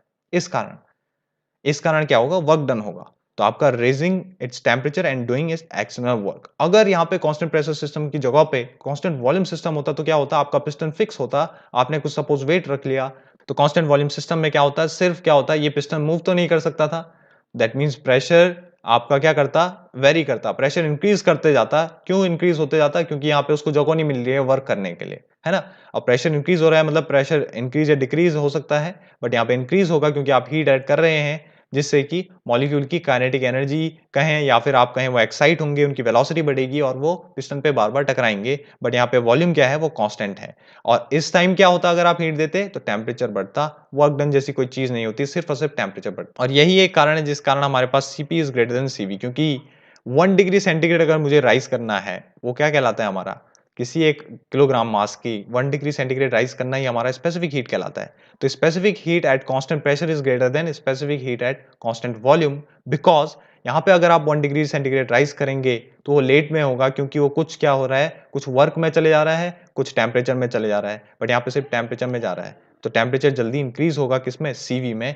इसलिए आपका CP is greater than CV, CP को ज्यादा हीट चाहिए होगी वो सेम टेम्परेचर अटेन करने के लिए, that means 1 degree centigrade attain करने के लिए, क्योंकि कुछ तो उसका वर्क में बर्बाद हो जा रहा है। Next question, solid and liquid have one value of specific heat 2, 3 and no. तो इसमें क्या होगा, जब हम गैसेस की बात करते हैं तो हमारे पास क्या क्या आता है, एक तो आता है सीपी और एक आता है सीवी। दो स्पेसिफिक हीट आती हैं, कांस्टेंट प्रेशर पे और कांस्टेंट वॉल्यूम पे स्पेसिफिक हीट। सीटी क्यों नहीं आता? क्योंकि अगर हमारे पास सीटी जैसी चीज होने लग जाती और मैं इसको हीट दे रहा होता तो हीट तो ट्रांसफर ही नहीं होती, क्योंकि टेम्परेचर डिफरेंस नहीं रहेगा, टेम्परेचर कांस्टेंट रहेगा तो हीट ट्रांसफर ही नहीं हो पाती, है ना? तो इसीलिए सीटी जैसी चीज कुछ नहीं होती है। बट अगर आप कहें कि ऐसा तो जरूर होता है कि हम अगर स्पेसिफिक हीट, लेटेंट हीट की बात करें तो वहां पे फेज तो कांस्टेंट रहता है और हम वहां पे हीट भी देते हैं तो टेम्परेचर तो इंक्रीज नहीं होता है। बट वहां पे क्या हो रहा है, आप टेम्परेचर इंक्रीज तो नहीं हो रहा है, टेम्परेचर तो कांस्टेंट रहता है फेज चेंज के दौरान। बट वहां पे क्या हो रहा है, वहां पे फेज चेंज हो रहा है।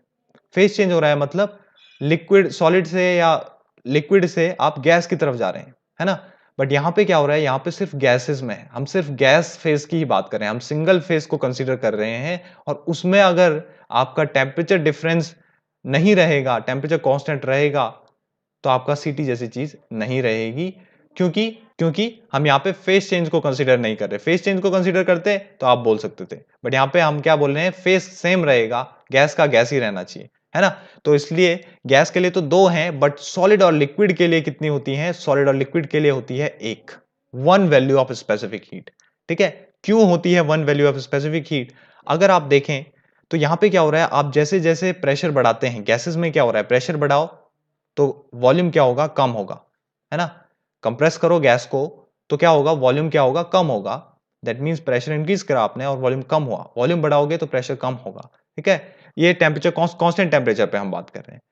ठीक है, ज्यादातर यही होता है। बट अगर सॉलिड और लिक्विड में बात करें और इन पे आप प्रेशर फोर्स अप्लाई करो तो क्या इनके वॉल्यूम में चेंज आएगा, नहीं आएगा। तो ये क्या होते हैं, इनकंप्रेसिबल होता है। प्रेशर के साथ साथ वॉल्यूम में कोई चेंज देखने को नहीं मिलेगा आपको सॉलिड और लिक्विड में, तो ये क्या है, इनकंप्रेसिबल है। दैट मीन्स अगर आप चाहें कि मैं कांस्टेंट प्रेशर पे इसको हीट करना चाहूं, किसी सॉलिड को, लिक्विड को और सॉलिड को, और वो फेस चेंज ना करें, ध्यान रहे कि वो फेस चेंज ना करें, अपनी ही स्टेट में क्या करें, वर्क डेवलप करके दें, तो ऐसा इम्पॉसिबल है। वो वर्क डेवलप करके हमें दे ही नहीं सकते। क्यों? क्योंकि उसमें वॉल्यूम एक्सपेंशन होता ही नहीं है। गैसेस में क्या है, वो अपनी फेज में ही रह करके, गैसेस में क्या है, ये खास पॉइंट है यहाँ पे कि गैस में ऐसी एबिलिटी है कि वो अपने फेज में ही रह करके हमें वर्क डन दे रहा है। बट लिक्विड और सॉलिड में ऐसी प्रॉपर्टी नहीं है कि हम उसको हीट देते रहें और वो सेम फेज बनाए हुए हमें वर्क दे, है ना। तो इसका मतलब क्या है कि कांस्टेंट प्रेशर पे जो हमें Cp की वैल्यू मिलेगी, वही हमें कांस्टेंट वॉल्यूम सिस्टम में Cv की वैल्यू मिलेगी। लगभग अप्रोक्सीमेटली ये सेम रहती है। कहीं कहीं पे बहुत ज्यादा डिफरेंस देखने को मिलता है, बट मैक्सिमम जगह Cp और Cv की वैल्यू सॉलिड और लिक्विड के लिए, दोनों के लिए सेम होती है। इसीलिए इनकी एक ही वैल्यू ली जाती है, उसको हम सिंपल C से डिनोट कर सकते हैं। ठीक है, तो इसीलिए सॉलिड और लिक्विड के लिए एक स्पेसिफिक हीट की वैल्यू होती है। 14 work done is an adiabatic process between a given pair of and states depends on. तो ये हमारे पास क्या बोल रहा है कि एडियाबैटिक प्रोसेस का जो वर्क डन है वो किस पे डिपेंड करता है ना, एंड स्टेट्स पे, या फिर पर्टिकुलर एडियाबैटिक प्रोसेस एन की वैल्यू पे, या फिर हीट जो ट्रांसफर हो रही है उस पे, या फिर किसी पे नहीं। तो क्या होगा हमारे पास इसमें, अगर हम निकालें डी डब्ल्यू की वैल्यू, किससे निकालेंगे हम, फर्स्ट लॉ से निकालेंगे थर्मोडायनेमिक्स के। इससे हम निकालेंगे D W is equals to, ठीक है ना, D Q is equals to D W plus D U, है ना, ये होता है। बट अगर मैं इसके लिए देखूं तो एडियाबैटिक प्रोसेस के लिए जो हीट का वैल्यू है वो 0 होता है, हीट ट्रांसफर नहीं होता है इसमें। तो डी डब्ल्यू जो निकलेगा वो किसके बराबर निकलेगा, माइनस डी यू के बराबर निकलेगा। तो इससे क्या पता चल रहा है कि del W, that means work जो ट्रांसफर हो रहा है वो किस पे डिपेंड कर रहा है, एक पॉइंट प्रॉपर्टी पे डिपेंड कर रहा है। और याद रखिएगा, कोई भी पॉइंट प्रॉपर्टी जब किसी प्रोसेस में आप बात करें तो वो किसी एक पॉइंट्स पे डिपेंड करती है, और मेनली वो एंड स्टेट्स पे डिपेंड करती है। उसको नहीं लेना देना कि पाथ में क्या चल रहा है, पाथ से उसका कोई लेना देना नहीं है, क्योंकि वो क्या है, पॉइंट फंक्शन है। तो जो हमें प्रॉपर्टी मिली वो क्या है, आपका इंटरनल एनर्जी है, और इंटरनल एनर्जी जो है वो पॉइंट पे डिपेंड करती है। तो इसीलिए इसका फर्स्ट ऑप्शन सही रहेगा, the end states only. Now 15 questions. If a certain amount of dry ice is mixed with same amount of water at 80 degrees centigrade, the final temperature of the mixture will be। अब ये क्या बोल रहा है, अगर हम certain amount of ice को क्या करें, ड्राई आइस जो है हमारे पास, दैट मीन्स ये कितने डिग्री सेंटीग्रेड पे होगी, ये होगी 0 डिग्री सेंटीग्रेड पे। इसको मिक्स करें हम किसी वाटर पे जो कि 80 डिग्री सेंटीग्रेड पे है, तो फाइनल टेम्परेचर क्या होगा। ठीक है, तो ये कैलकुलेट करने के लिए इसमें आपको कुछ कॉन्सेप्ट समझना पड़ेगा पहले, और हम इसको कैलकुलेट करते हैं। तो सबसे पहले हम ये बात समझते हैं कि अगर मेरे पास इस क्वेश्चन में जैसे कि बताया है, हाफ पोर्शन में सपोज लेट्स से मेरे पास कोई पूरा क्यूबिक बॉक्स है, और इस पूरे क्यूबिक बॉक्स में क्या है, हाफ अमाउंट में मेरे पास ड्राई आइस है। लेट्स से यहाँ पे मेरे पास पूरी ड्राई आइस है, ठीक है, 0 डिग्री सेंटीग्रेड पे।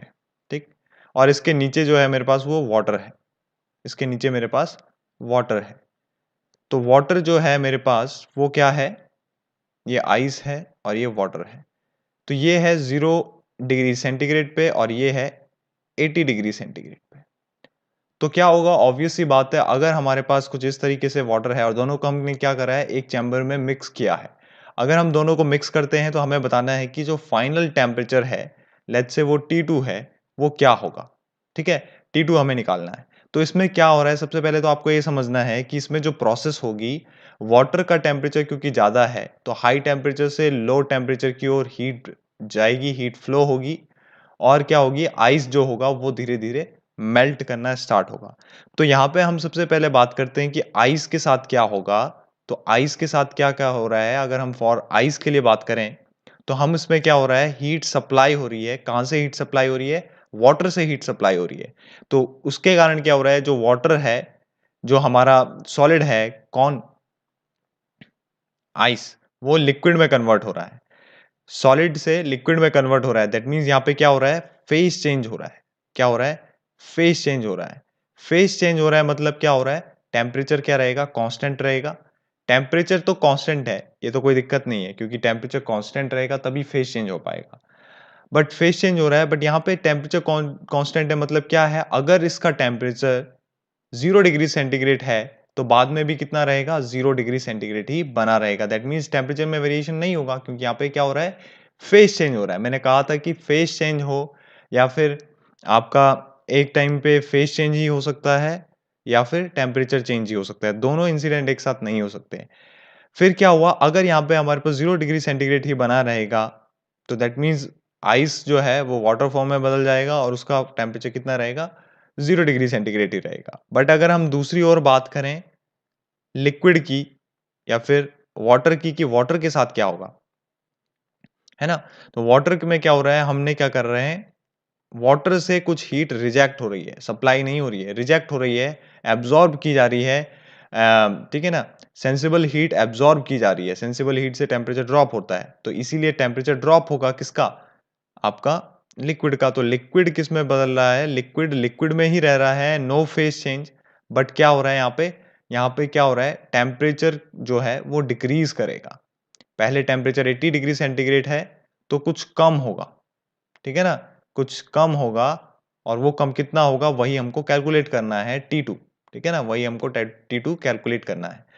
तो ये हमारे पास बेसिक सा अगर समझ में आ जाता है हमें, तो अब हम T2 कैलकुलेट कर पाएँगे। अब यहाँ पे एक चीज़ मैंने बताई, आइस के टाइम पे अगर आप देखें, तो यहाँ पे टेम्परेचर कांस्टेंट है। टेम्परेचर कांस्टेंट है मतलब क्या होगा, टेम्परेचर अगर कांस्टेंट है, तो कितनी भी आप हीट सप्लाई कर लो, क्योंकि यहाँ पे जो आप हीट सप्लाई कर रहे हैं, वो लेटेंट हीट आप सप्लाई कर रहे हैं वाटर से, और वाटर को जो हीट एब्ज़ॉर्ब हो रही है वाटर से, वो सेंसिबल हीट है, ये ध्यान रखना। तो आपने क्या किया, लेटेंट हीट आपने सप्लाई करी, और लेटेंट हीट जैसे आप सप्लाई कर रहे हैं, वो किस पे डिपेंड कर रही है, वो यहाँ पे टेम्परेचर पे डिपेंड नहीं कर रही है। आप कितनी भी हीट दे दो, टेम्परेचर इंक्रीज नहीं करने वाला, सिर्फ क्या होगा, फेज चेंज होगा। दैट मीन्स वो मास पे डिपेंड कर रही है, पहला। दूसरा वो डिपेंड कर रही है, हीट ऑफ वेपराइजेशन पे, ठीक है ना? हीट ऑफ वेपराइजेशन पे डिपेंड कर रही है। दैट मीन्स लिक्विड को सॉलिड में कन्वर्ट करने के, सॉरी, लिक्विड को वेपर में कन्वर्ट करने के लिए जितनी भी हीट चाहिए, उस पे डिपेंड कर रही है, कौन? हमारी लेटेंट हीट, ठीक है? तो यहाँ पे इन दो पे डिपेंड कर रही है, तो हमें जो फॉर्मूला मिलता है, वो मिलता है Q is equals to ml(F), और यही फॉर्मूला हम इसमें यूज करेंगे। तो इसके लिए हम वैल्यू निकालें, अगर लेटेंट हीट की कितनी वैल्यू होगी, तो मास जो है हमारे पास वो कितना है, हमने सपोज अज्यूम कर दिया, इसने क्या दिया है कि सर्टेन अमाउंट ऑफ मास है, हमने मान लिया ये भी 100 ग्राम है ऊपर वाले बॉक्स में, और ये भी 100 ग्राम है। तो हमारे पास जो मास आएगा वो कितना आएगा, 100 किलोग्राम ले लो या ग्राम ले लो, 100 इंटू LF। LF का वैल्यू होता है, वाटर के लिए सबके लिए अलग अलग होगा, तो वाटर के लिए होता है 80 कैलोरी, ठीक है ना, 80 कैलोरी पर ग्राम, 80 कैलोरी पर ग्राम। तो यहाँ पे क्या हो जाएगा, 80 कैलोरी पर ग्राम आपने रख दिया। तो ये जो वैल्यू आई QL की, वो कितनी आई, 80,000। तो ये तो वैल्यू आई पहली, ठीक है? ये फॉर्मूला भी आपको ध्यान रखना है, जब भी फेज चेंज होता है हमेशा ये फॉर्मूला यूज करिएगा। क्यों? क्योंकि वहां पे हमेशा टेम्परेचर कांस्टेंट रहेगा, और हीट जो है कभी भी टेम्परेचर पे डिपेंड नहीं करेगी, इसलिए आप Q is equal to MC del T वाला फॉर्मूला यूज नहीं करेंगे। सेकंड केस में क्या करेंगे आप, Q is equal to MC del T वाला फॉर्मूला यूज करेंगे, बिकॉज यहाँ पे क्या हो रहा है, हीट जो है पूरा पूरा टेम्परेचर पे डिपेंड कर रही है, फेज चेंज पे नहीं कर रही है, ठीक है? तो यहाँ पे हमेशा आप क्या करेंगे, लिक्विड से लिक्विड में ही रह रहा है, बट यहाँ पे टेम्परेचर ड्रॉप हो रहा है, ठीक है? तो मास कितना है, 100 ग्राम। सी का वैल्यू क्या होगा, यहाँ पे हम सी वी लें या सी पी लें, दोनों की एक ही बात है, तो इसका वैल्यू होता है 1, ठीक है ना, 1 कैलोरी पर ग्राम सेंटीमीटर ग्राम केल्विन, ठीक है। इसको आप लिख लें यहाँ पे साइड में कि वाटर के लिए सी का जो वैल्यू होगा, सीपी लिखें या सीवी लिखें, दोनों एक ही चीज है, क्योंकि मैंने बताया था लिक्विड और सॉलिड के लिए सेम स्पेसिफिक हीट होती है, मतलब एक ही स्पेसिफिक हीट होती है और कोई दूसरी नहीं होती है, ठीक है, क्योंकि वो इनकम्प्रेसिबल है। अब यहाँ पे देखें आप, तो सी का वैल्यू हमने बताया कि 1 कैलोरी पर ग्राम केल्विन आएगा, और डेल टी क्या होगा, ये होगा T2 माइनस T1, ठीक है। T2 क्या है, फाइनल टेम्परेचर है जिसको हमें निकालना है, हमें नहीं पता, बट T1 क्या है, इसका पहले से जो टेम्परेचर है वो कितना है, 80 डिग्री सेंटीग्रेड। तो इसी को ही हम रखेंगे यहाँ पे, और हमारे पास वैल्यू निकलेगा Q इज इक्वल्स टू 100। अब यहाँ पे अगर आप एक चीज देखें, तो हमने कहा जैसे कि 80 डिग्री सेंटीग्रेड से हमें कुछ कम टेम्परेचर मिलेगा, क्या मिलेगा, कुछ कम टेम्परेचर मिलेगा। 80 डिग्री सेंटीग्रेड से कम क्यों मिलेगा, क्योंकि पूरी की पूरी हीट जो है वाटर की वो आइस के पास जा रही है, तो टेम्परेचर कम होगा। टेम्परेचर डाउन होगा तो दैट मीन्स T1 क्या है, T1 is greater then T2, T1 is greater then T2। अगर T1 T2 से बड़ा है तो that means T2 minus T1 क्या होगा, T2 माइनस T1 क्या होगा, नेगेटिव होगा। तो यहाँ पे नेगेटिव का साइन आप लगा देंगे, ठीक है, पूरे उसमें, और इसको आप लिखेंगे T2 माइनस T1, क्लियर। अब आपको पता है कि T2 का वैल्यू T1 का वैल्यू 80 है। अब देखो एक चीज आपने आई कि ये जो हीट है, जो लिक्विड हीट दे रहा है सॉलिड को, जो लिक्विड हीट दे रहा है आइस को, वो क्या है, हीट रिजेक्ट हो रही है। तो हीट रिजेक्ट जो है, हमेशा ये नियम है कि जितनी भी हीट आपके पास आइस के पास गई होगी, उतनी ही हीट वाटर से रिजेक्ट हुई होगी, ठीक है। तो आप क्या बोल सकते हैं कि क्यू हीट जो सप्लाई हुई वो क्या है, हीट रिजेक्ट के बराबर है। जितनी हीट आपका सॉलिड पे गई, सॉलिड पे सप्लाई हुई वाटर से, उतनी ही हीट वाटर से रिजेक्ट हुई, ठीक है।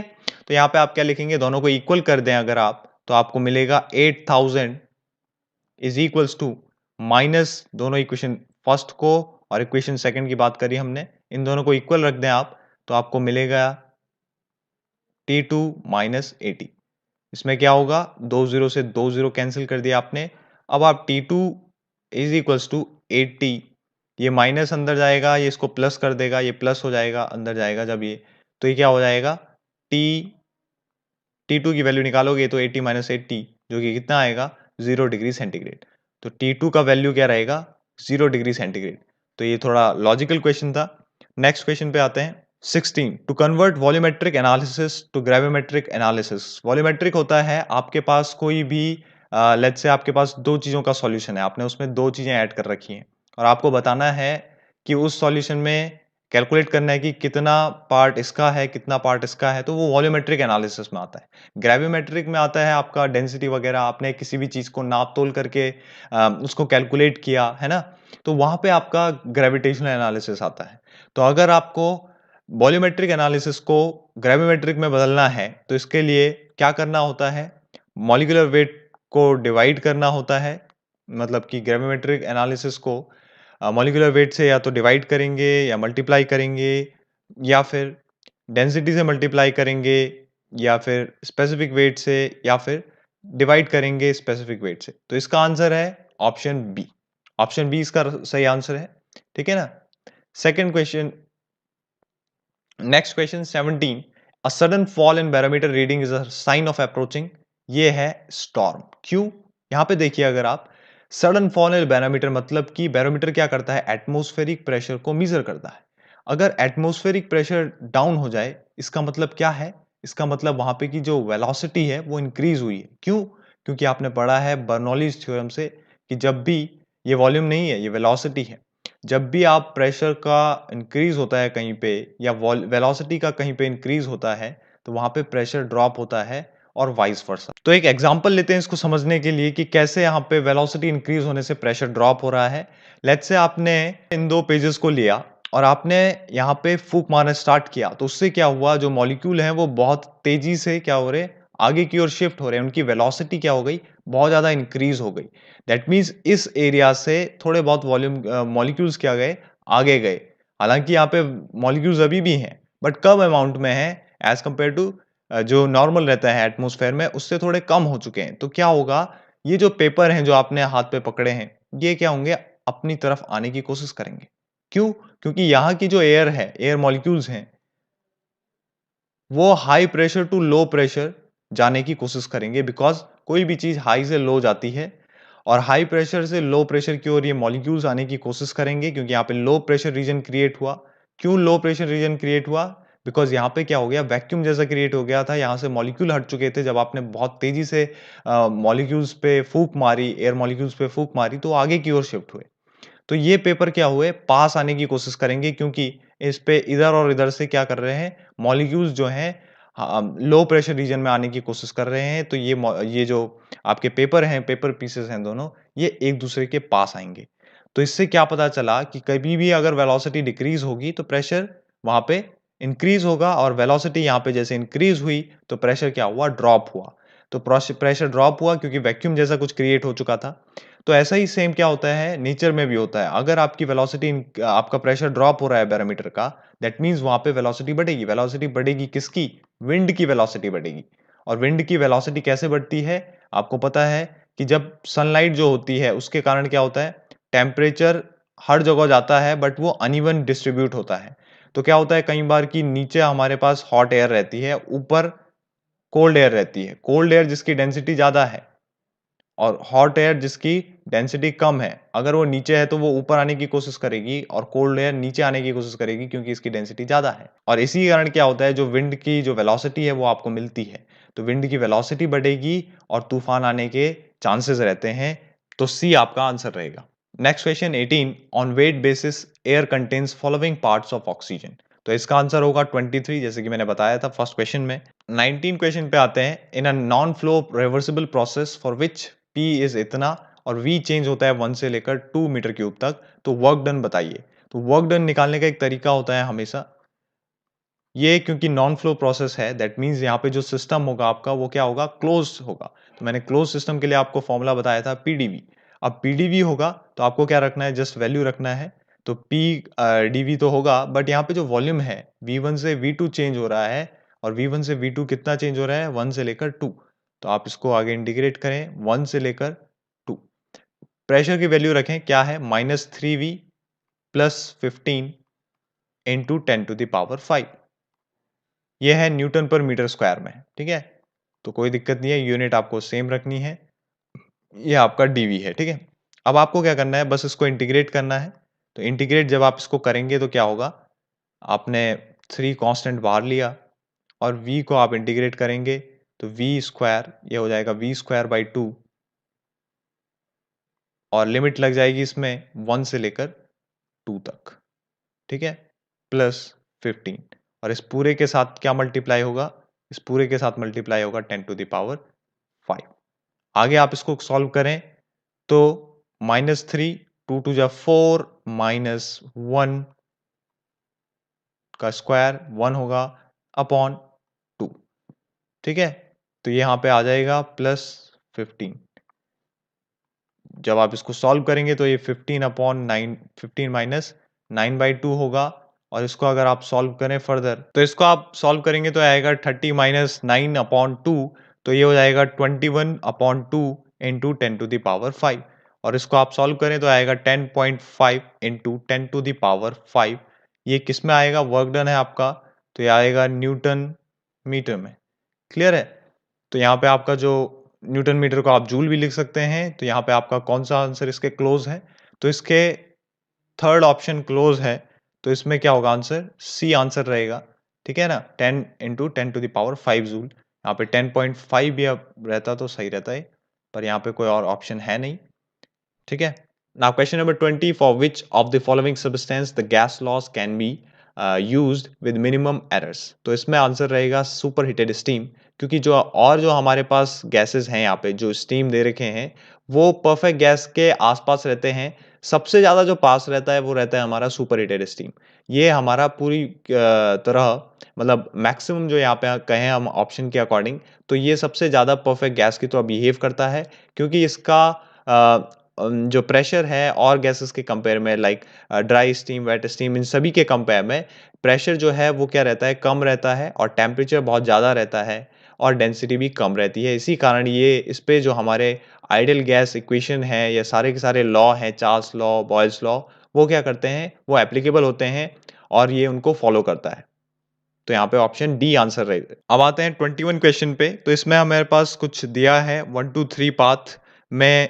एक जो सिस्टम है वो कुछ एनर्जी एब्जॉर्ब करता है, कुछ हीट एनर्जी एब्जॉर्ब करता है, जो है 100 किलो जूल। ठीक है ना, इतना हीट ये एब्जॉर्ब करता है, और कुछ वर्क भी ये देता है हमें, और ये वर्क कितना देता है, 60 किलो जूल। ऐसा ही सेम इसने बताया है 143 पाथ के लिए कि ये 20 किलो जूल हमें वर्क देता है। कितना किलो जूल, 20 किलो जूल हमें वर्क देता है। और हीट कितनी एब्जॉर्ब करता है, तो ये हीट एब्जॉर्ब करता है लगभग, कहाँ दे रखा है, ये निकालना है। क्लियर है, तो ये कितनी हीट एब्जॉर्ब करता है ये आपको फाइंड आउट करना है।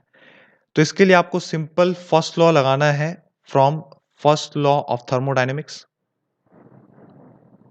ठीक है ना, from first law of thermodynamics आप लिख सकते हैं फॉर प्रोसेस 1 2 3 प्रोसेस के लिए आप लगाएं, तो आपको क्या मिलेगा, D Q is equals to, ठीक है ना, ये डेल क्यू होगा, del Q is equals to D del W plus D U. ठीक है, अब आपको क्या पता है, यहाँ पे आपको पता है कि हीट एब्जॉर्ब कितना हो रहा है, ये पॉजिटिव लेंगे, जो भी हीट एब्जॉर्ब होती है और जो रिजेक्ट होती है उसको नेगेटिव लिया जाता है। तो और वर्क कितना होगा, 60 किलो जूल वर्क हमें मिल रहा है। तो यहाँ पे से आप डी यू की वैल्यू निकाल सकते हैं, जो कि होगी 40 किलो जूल। ठीक है, डी यू की वैल्यू इंटरनल एनर्जी कितनी होगी, 40 किलो जूल। अब ये इंटरनल एनर्जी हमने क्यों निकाली, क्योंकि हमें पहले ही पता चल गया कि जो ये दोनों प्रोसेस हैं 1 2 3 और 1 4 3, इसके बाद जो प्रोसेस है उनके एंड स्टेट सेम है, 1 और 3 एंड स्टेट सेम है। ठीक है ना, हमने जैसे कि कहा था जो भी प्रॉपर्टी पाथ पे डिपेंड नहीं करती है, उसे नहीं पता कि बीच में क्या चल रहा है, कौन से पॉइंट से गुजर रहा है, बीच के पॉइंट भी डिफरेंट डिफरेंट हैं। तो यही दो जो पॉइंट हैं वो कॉमन है। ठीक है ना, इसमें भी और इसमें भी, 1 4 3 में भी। अब ये किसी भी पाथ से होके गुजरे उससे कोई फर्क नहीं पड़ता, बट एंड स्टेट सेम है 1 और 3। तो इसी कारण क्या होगा, यहाँ पे जो हमारे इंटरनल एनर्जी है वो दोनों कांस्टेंट रहेगी दोनों प्रोसेस के लिए। आपने क्या करा, 1 4 3 के लिए भी लगाया, तो 1 4 3 के लिए भी आप लगाएं D Q is equal to D W plus D U. ठीक है, इस टाइम आपको क्या करना है, बस डी यू की वैल्यू रखनी है, डी क्यू आपको निकालना है।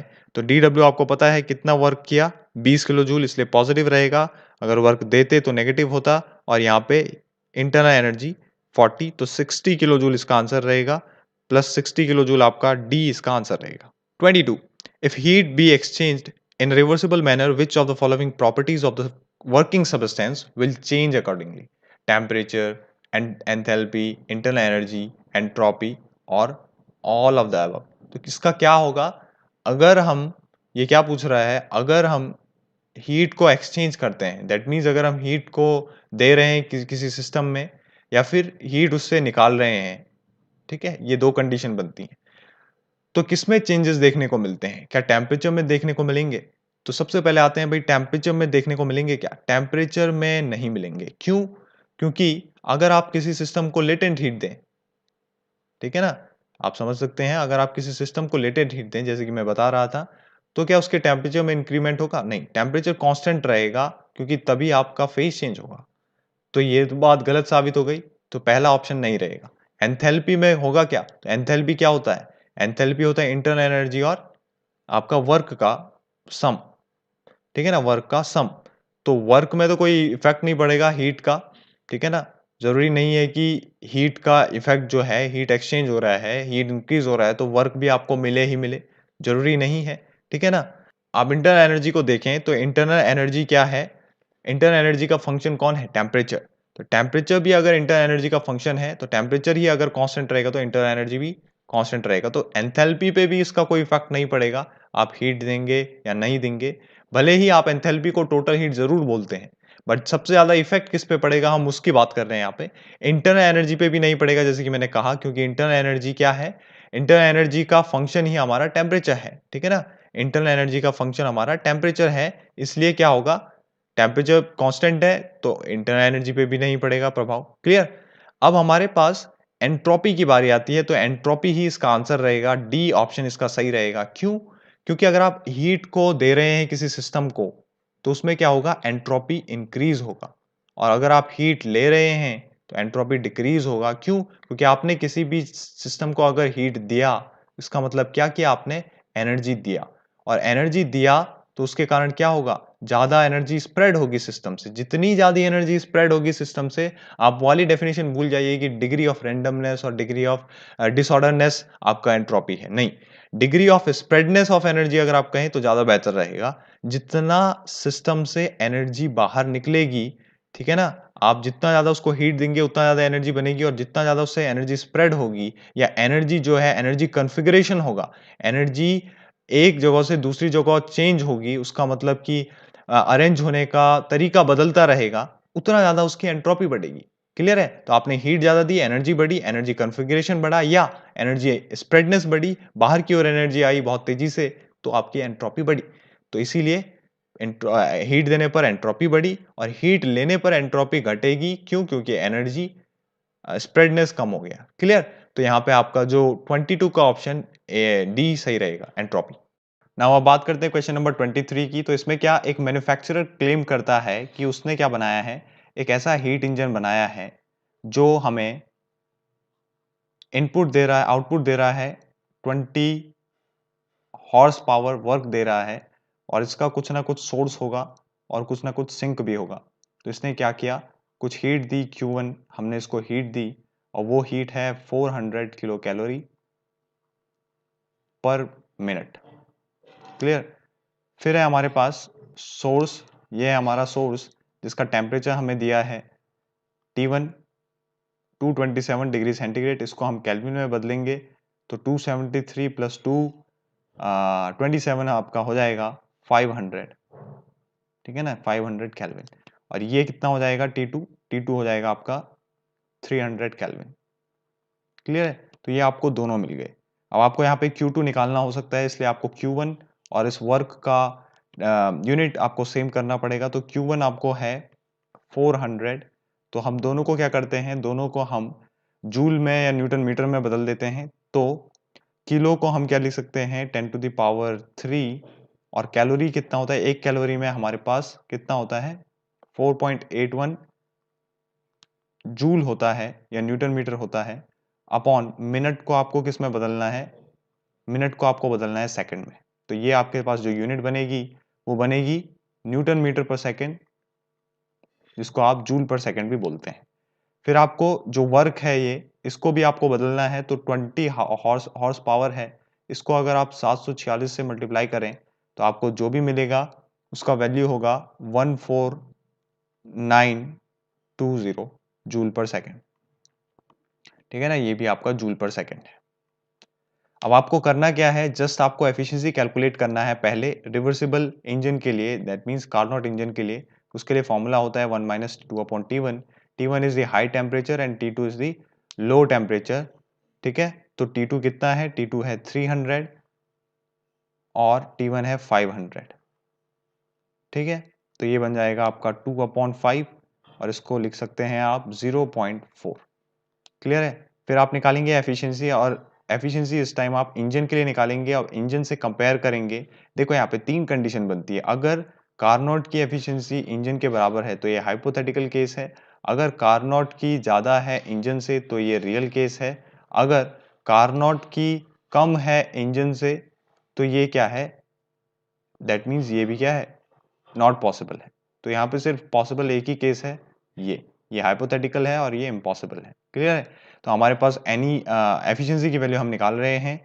तो यहाँ पे हम लिखेंगे क्या, हम यहाँ पे लिखेंगे 1 माइनस Q2/Q1। बस आपको बस वैल्यू रखना है Q2 और Q1 का। हमको पता है ये Q2 का वैल्यू हम कैसे निकालेंगे, हमें पता है कि Q1 हमने इनपुट दिया और आउटपुट में हमें मिला Q2 और वर्क। तो यहाँ से आप लिख सकते हैं Q2 का वैल्यू आएगा Q1 माइनस W। ठीक है, और Q1 माइनस W जब आप लिखेंगे तो हमारे पास जो Q1 निकल के आया था, जो इस Q1 का वैल्यू आया 28000। क्लियर?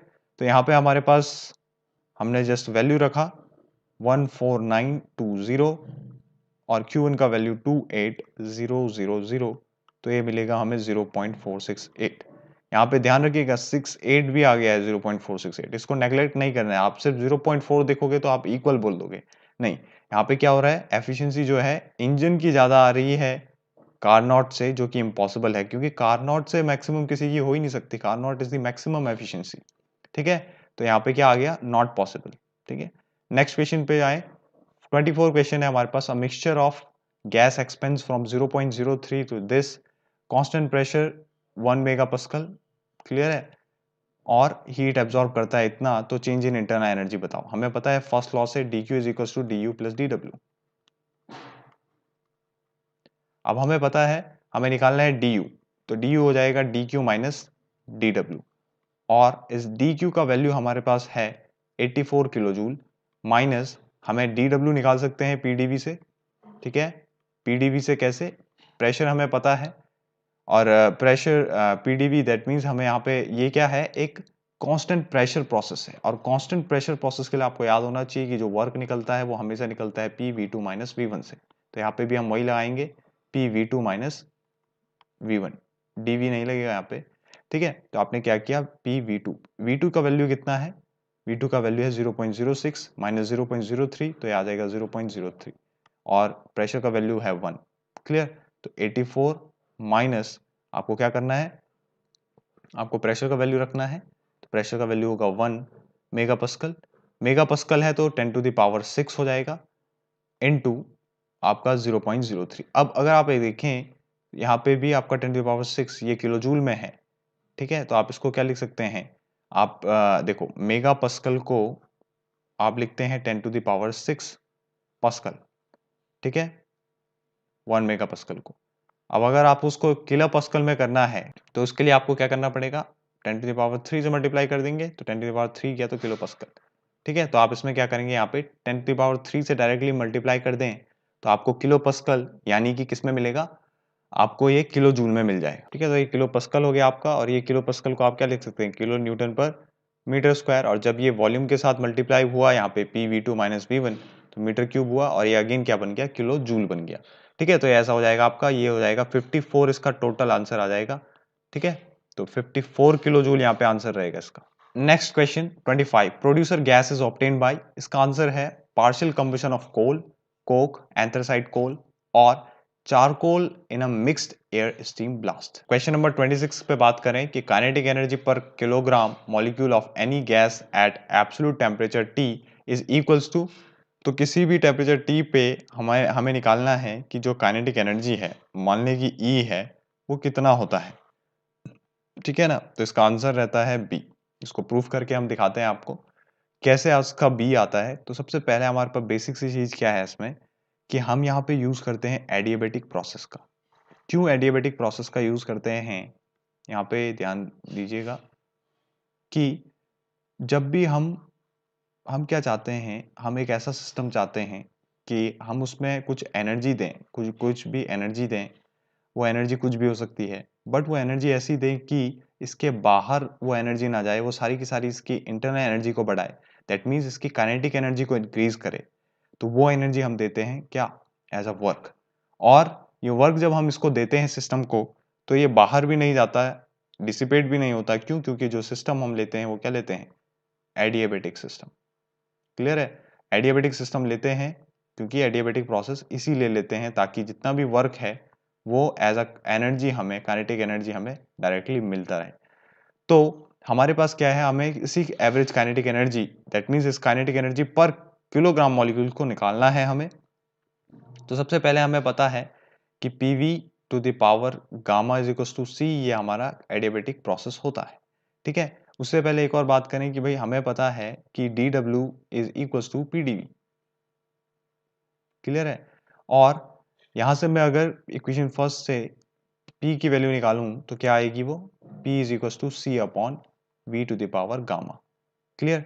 इसमें अगर मैं dv का मल्टीप्लाई करूं दोनों साइड तो क्या हो जाएगा, C upon V to the power gamma into D. अब यहाँ पे क्या होता है, जो गामा हमारे पास है ये होता है F, डिग्री ऑफ फ्रीडम है F प्लस 2 अपॉन F के बराबर। और किसी भी आप बात करें यहाँ पे जब हम वैल्यू लेते हैं, वो हम वैल्यू लेते हैं कितना, f का वैल्यू लेते हैं 3, दैट मीन्स 3 + 2/3, दैट मीन्स 5/3। तो ये होता है हमारा किसी भी मोनो एटॉमिक गैस के लिए। हम मोनो एटॉमिक गैस के लिए डिग्री ऑफ फ्रीडम 3 रहता है, मतलब वो 3 तरीके से मूव कर सकता है, ठीक है। तो यहाँ पे हम क्या करेंगे, इसी गामा की वैल्यू रखेंगे। गामा की वैल्यू कितनी आई, v⁵ dV, ठीक है, ये आया pdV। अब आपने क्या करा, इसको आपने फर्दर लिखा, तो इसको आप लिख सकते हैं dW is equals to c v⁵ dV। इसको अगर आप इंटीग्रेट कर दें तो dW क्या हो जाएगा, dW बन जाएगा W और इक्वल्स टू c बाहर आ जाएगा। v⁻⁻⁵ का अगर आप इंटीग्रेशन करें तो ये बन जाएगा v⁻⁻³ + 1/-3 + 1। तो ये नेगेटिव का आएगा यहाँ पे, बट नेगेटिव को हम कंसीडर नहीं करते हैं। ये आ जाएगा 3/2 v⁻²/3, ठीक है, c/ माइनस का आ जाएगा, क्लियर, dV, ठीक है। इसके बाद क्या करना है हमें, हम लिख सकते हैं W की वैल्यू, W is equals to -c 3/2 v/2/3। ये dV हट गया था यहाँ पे से जब इंटीग्रेशन हुआ, तो यहाँ पे हमारे पास क्या आ गया, वर्क का वैल्यू आ गया, क्लियर है। तो ये हमने कोई दूसरा इक्वेशन मान लिया, और ये हमने एक और इक्वेशन माना था यहाँ पे, इसको हमने पहला इक्वेशन मान लिया, ठीक है, ठीक है ना। तो आपको आइडियल गैस इक्वेशन पता है, since PV is equals to nRT, PV is equals to nRT, और nRT को आप यहाँ पे R को आप K के फॉर्म में लिखते हैं, बोल्ट्जमैन कांस्टेंट के फॉर्म में लिखते हैं, क्लियर। तो ये हो जाएगा PV is equals to NKT, clear, PV is equals to NKT, ठीक है ना, PV is equals to NKT हो जाएगा। और फिर आप क्या करेंगे, यहाँ पे आपको पता है इक्वेशन फर्स्ट से अगर आप देखें तो P का वैल्यू क्या था, यहाँ पे अगर आप देखें तो P का वैल्यू क्या था, c/v⁵, तो उसी को आप यहाँ पे रखेंगे c/v⁵ into v is equals to NKT, ठीक है ना, इज इक्वल्स टू NKT, और n अगर आप 1 ले लें तो इज इक्वल्स टू KT हो जाएगा। इसको अगर आप सॉल्व करें फर्दर, ये बन जाएगा c/ ये जब v ऊपर जाएगा -5/3, तो ये क्या बन जाएगा again v⁵2/3 is equals to KT, clear. तो यहां से आप लिख सकते हैं फाइनली कि वर्क क्या है, वर्क क्या है, ये KT के इक्वल है, ठीक है ना, ये जो है KT के इक्वल है। तो KT को अगर आप यहाँ पे लिखें तो 3/2 KT आप इसे लिख सकते हैं, और हमें यही निकालना था। और K को आप क्या लिख सकते हैं, R भी लिख सकते हैं, ठीक है, तो RU हो गया। तो इसी को आप क्या लिख सकते हैं, 1.5 RUT। तो सेकंड ऑप्शन यही है आपका 1.5 RUT। और आप इसको ऐसे भी लिख सकते थे कि RUT की जगह पे आप PV लिख सकते थे, क्योंकि PV इक्वल्स टू NRT होता है, ठीक है। तो ये हमारा रहेगा। इसके बाद नेक्स्ट क्वेश्चन है, the entropy is an irreversible cycle process, ठीक है ना, the entropy remains constant in an irreversible cycle process, या डिक्रीजेस या इंक्रीजेस। तो किसी भी इरिवर्सिबल साइकिल में हमेशा फ्रिक्शन होता है, इंटरनल इरिवर्सिबिलिटी होती है कुछ ना कुछ, उसके कारण क्या होता है, हमेशा हीट डिसिपेट होती है। हीट डिसिपेट होती है, दैट मीन्स उसका कारण क्या है, दैट मीन्स सिस्टम से क्या हो रही है, हमेशा हीट डिसिपेट हो रही है, कुछ ना कुछ इंटरनल इरिवर्सिबिलिटी के कारण कुछ ना कुछ हीट फ्रिक्शन के फॉर्म में या एनर्जी के फॉर्म में बाहर जाती है। और जब भी एनर्जी के फॉर्म में कोई चीज बाहर जाती है, मैंने कहा था, तो एनर्जी का स्प्रेडनेस हो रहा है, एनर्जी का, ठीक है ना, एनर्जी ज्यादा है मतलब सिस्टम में, तो क्या होता है उसमें इंक्रीज होगा, ठीक है। तो इरिवर्सिबल साइकिल प्रोसेस में हमेशा एंट्रोपी इंक्रीज होती है। The increase in entropy of a system represents increase in availability of energy, ये हो सकता है। इंक्रीज इन टेम्परेचर नहीं हो सकता, और डिक्रीज इन प्रेशर भी नहीं हो सकता। अगर इंक्रीज इन प्रेशर बोलता तो हो सकता था, बट इसके बाद जो लास्ट ऑप्शन है डिग्रेडेशन ऑफ एनर्जी, वो होगा। क्यों, पहला ऑप्शन पे अगर आप जाएं तो अगर हम देखते हैं एंट्रोपी को थर्ड लॉ बताता है कि एंट्रोपी वो पॉसिबिलिटी है किसी भी चीज की, कि लेट्स से आपने क्या करा, कोई पिस्टन लिया, इंजन सिलेंडर लिया, ठीक है ना, ये आपका इंजन है, आपने इसमें कुछ भरा है फ्यूल, तो क्या हो रहा है, फ्यूल जैसे आपने भरा इसमें, और आपने इसको हीट देना स्टार्ट किया तो क्या होगा, ये जितनी ज़्यादा इसकी एंट्रोपी बढ़ेगी, जितनी ज़्यादा ये एनर्जी बाहर को स्प्रेड करेगा, उतना ज़्यादा हमें पॉसिबिलिटी है वर्क मिलने की। तो एंट्रोपी को हम यही बोलते हैं कि एंट्रोपी हमें वर्क दे सकता है, वर्क देने की एक पॉसिबिलिटी है। जितना ज़्यादा एंट्रोपी बढ़ेगी, वर्क हमें मिलने के चांसेस बढ़ेंगे। बट वर्क मिलने के चांसेस अगर आप यहाँ पे देखें, तो हमें वर्क कितना मिलता है? मैक्सिमम हमें 50% से भी कम एफिशिएंसी मिलती है किसी इंजन की, अगर आप ऑटोमोबाइल्स में बात करें। तो जब एफिशिएंसी 50% से भी कम हमें मिल रही है, दैट मीन्स क्या हो रहा है? हीट ज़्यादा डिसिपेट हो रही है, हीट ज़्यादा बाहर जा रही है ना? हीट का जो डिग्रेडेशन है, वो हो रहा है और वो जब होता है तो एंट्रोपी इंक्रीज करती है।